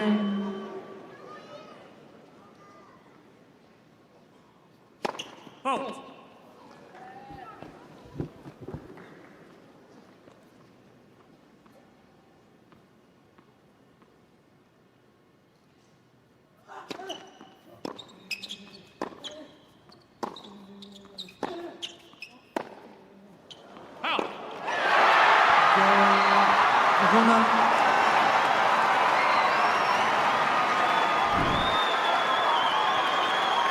Elation for Rune. 6 games. No time for desolation for Berrettini as work ahead of him.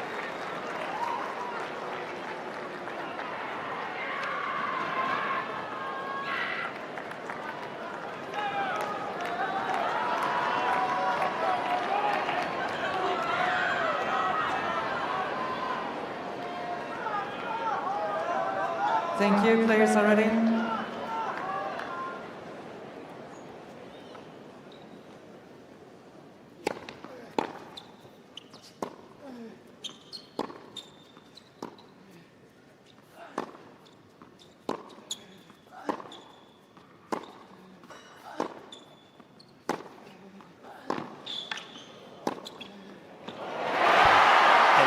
Straight points on serve for Berrettini since he faced a break point at 3-all in this fourth set. 1-0 Berrettini.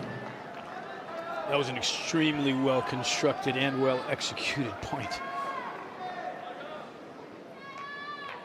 Such a good finishing ball there. Pressure back on Rune. See if he can find a first serve again.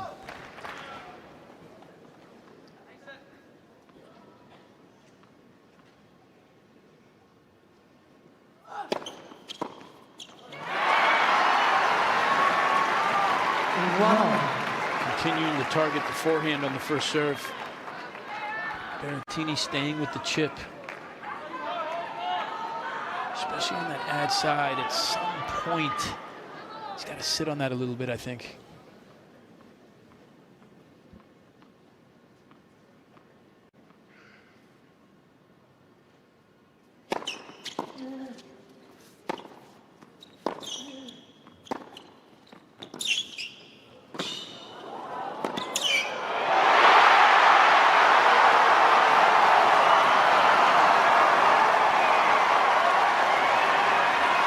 Rune in the end, blindsided by the brilliance of Berrettini. 2-1 Berrettini. He was cautious about going with the short angle drop volley again that he's hit so many times. He went deep. And Berrettini picks him off.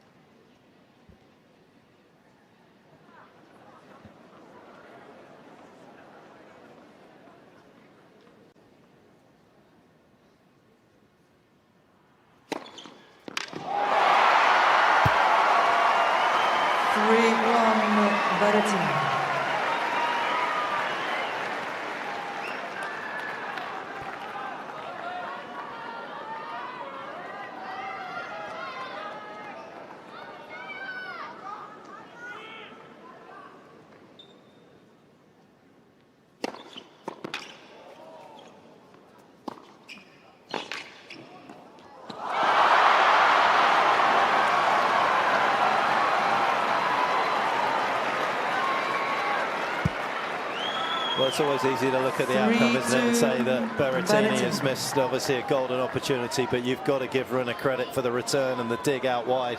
Not many would have forced Berrettini to hit the volley. Yeah, again, goes back to what we said earlier, Mark. It starts with the return. That stab return is a great play on his part. You've got to make the guy play. He did. Quickest serve of the day by Berrettini at 2:16. Came back.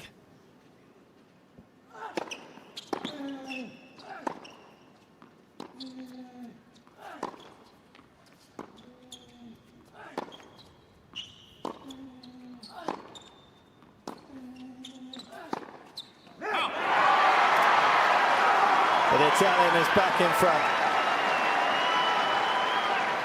4-2 Berrettini. A couple times now we've seen Rune set the point up, gotten what he wanted, hasn't been able to execute.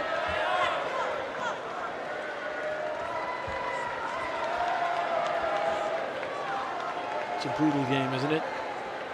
Based so much on errors, which is so hard on the mentality.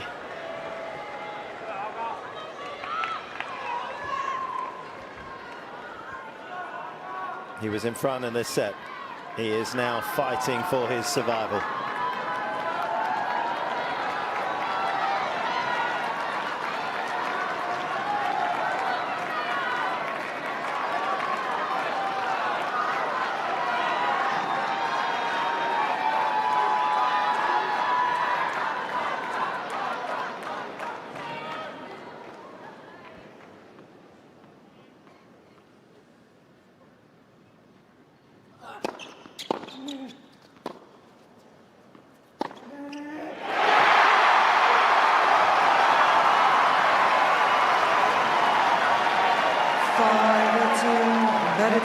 The return pulled the pin out on that point.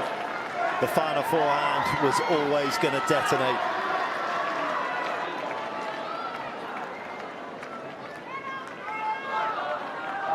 Made the adjustment on those last two serves. Rune continuing to target the forehand, but Berrettini took full swings on the last two returns, including that last one. Big forehand return cross court.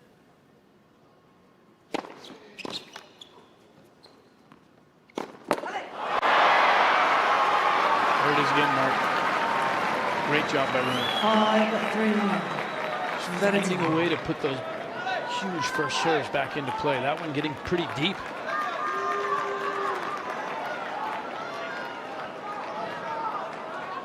Still down a mini break.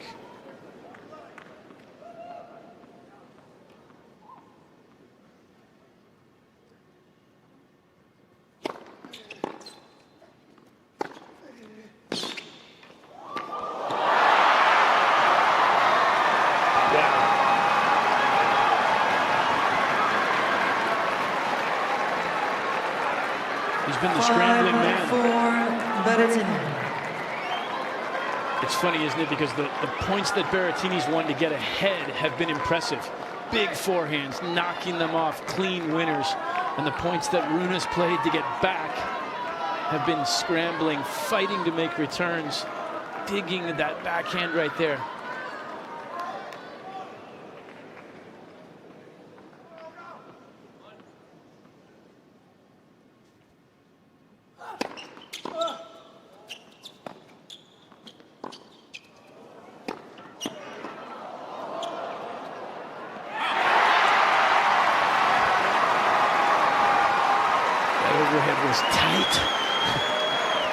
The one thing he did well was just position himself a little bit off the net. He wasn't going to get beaten by the lob again. Absolutely.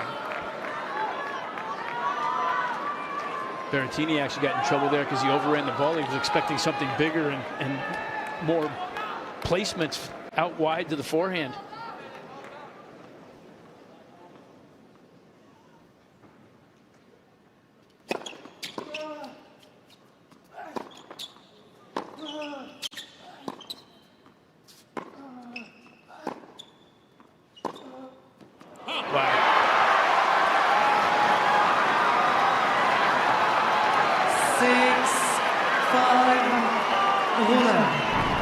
definitely not willing to make an error there, but not willing to take a lot of risk either. That forehand up the line was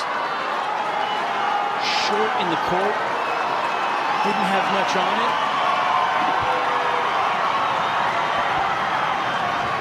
Can he scramble and scrap one more return here?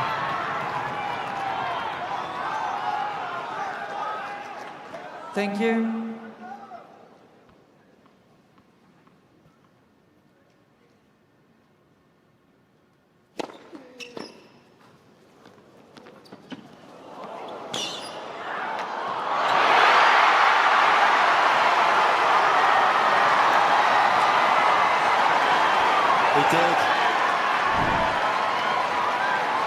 He scrapped again for the short ball that he knew was coming, but Berrettini shot just a little too good for Rune. A match point comes and goes for the Dane.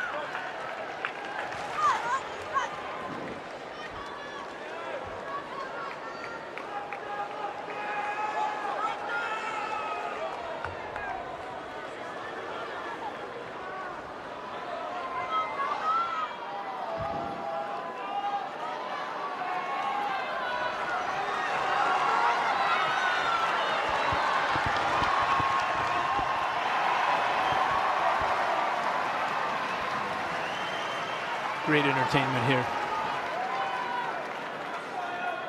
Where does the serve go?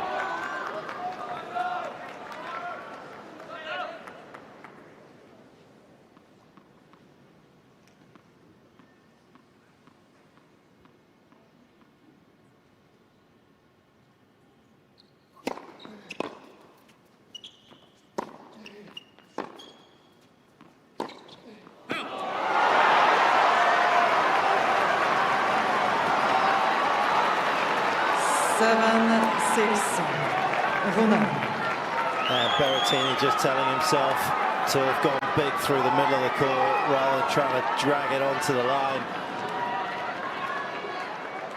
And from a double break up in this tiebreaker, suddenly Berrettini finds himself down a second match point, but this time on Rune's serve.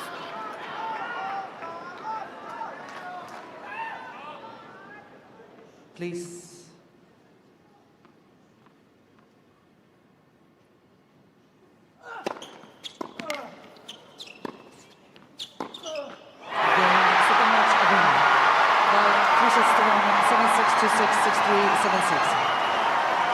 Holger's in heaven. A third round appearance once again here at the Australian Open.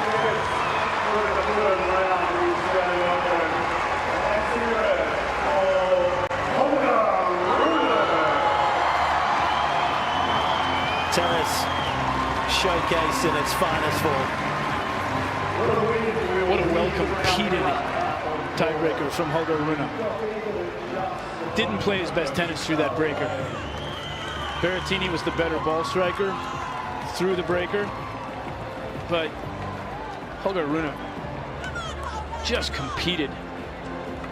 Scrambling, digging, fighting for every ball there. It was so tight. We look forward to seeing the man from Italy again back here at Melbourne Park.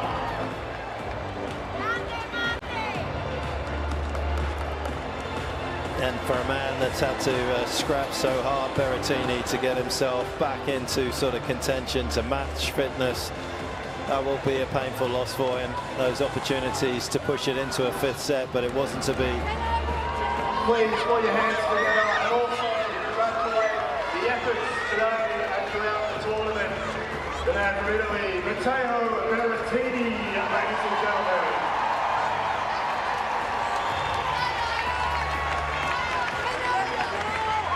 Former semi-finalist here back in 2022, the Italian.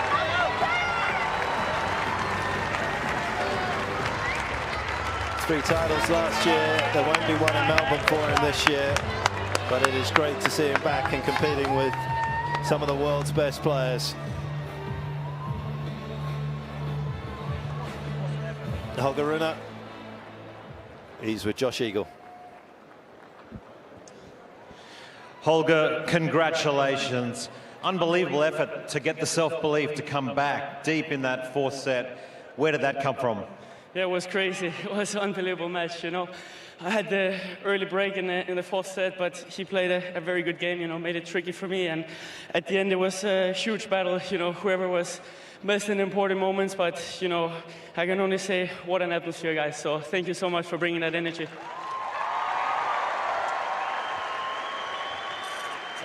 A very mature performance for you. Very calm, very focused. Is that a new Holger Rune? I try. I mean, I try to play my best tennis, you know, and I try to stay focused. And it was obviously, you know, some moments, a lot of tension today because the score and everything, but it was fun, you know. I enjoyed every moment of it, even though some moments enjoyed less, but that's life, that's tennis, so. This crowd absolutely loved it. You put on a great show. Best of luck. Everyone, Holger Rune. Thank you.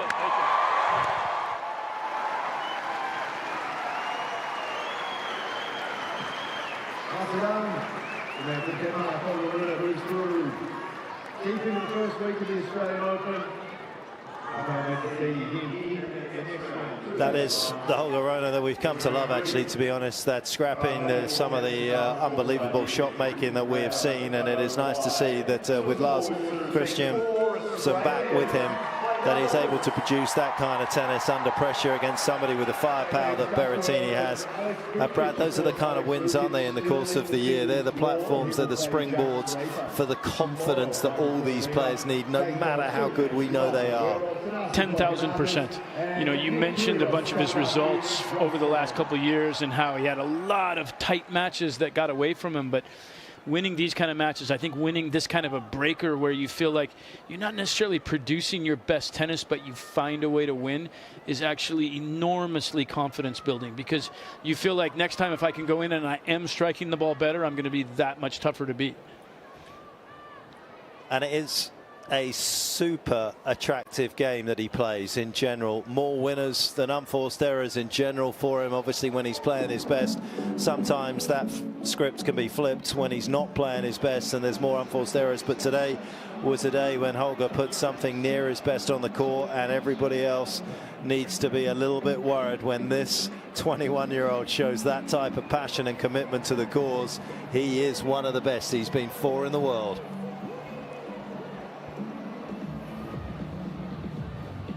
Undiluted intensity. It's the only way he knows how to be. He's been searching for the solution. He searched it with different people, but he's back with somebody he's known since he's 6 years old, and it seems to be the key.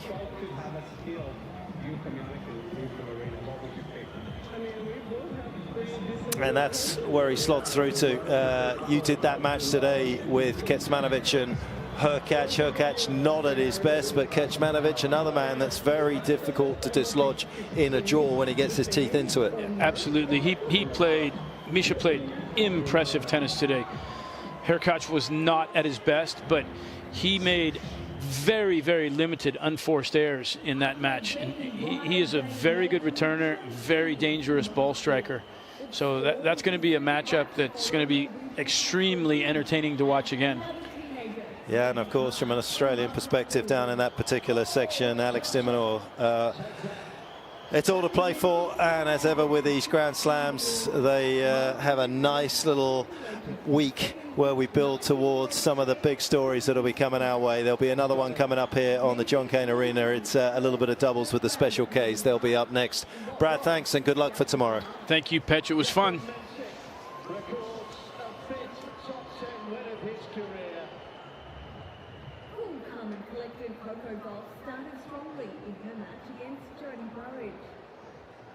There it is. That's what we've come to see. The incredible movement from Coco.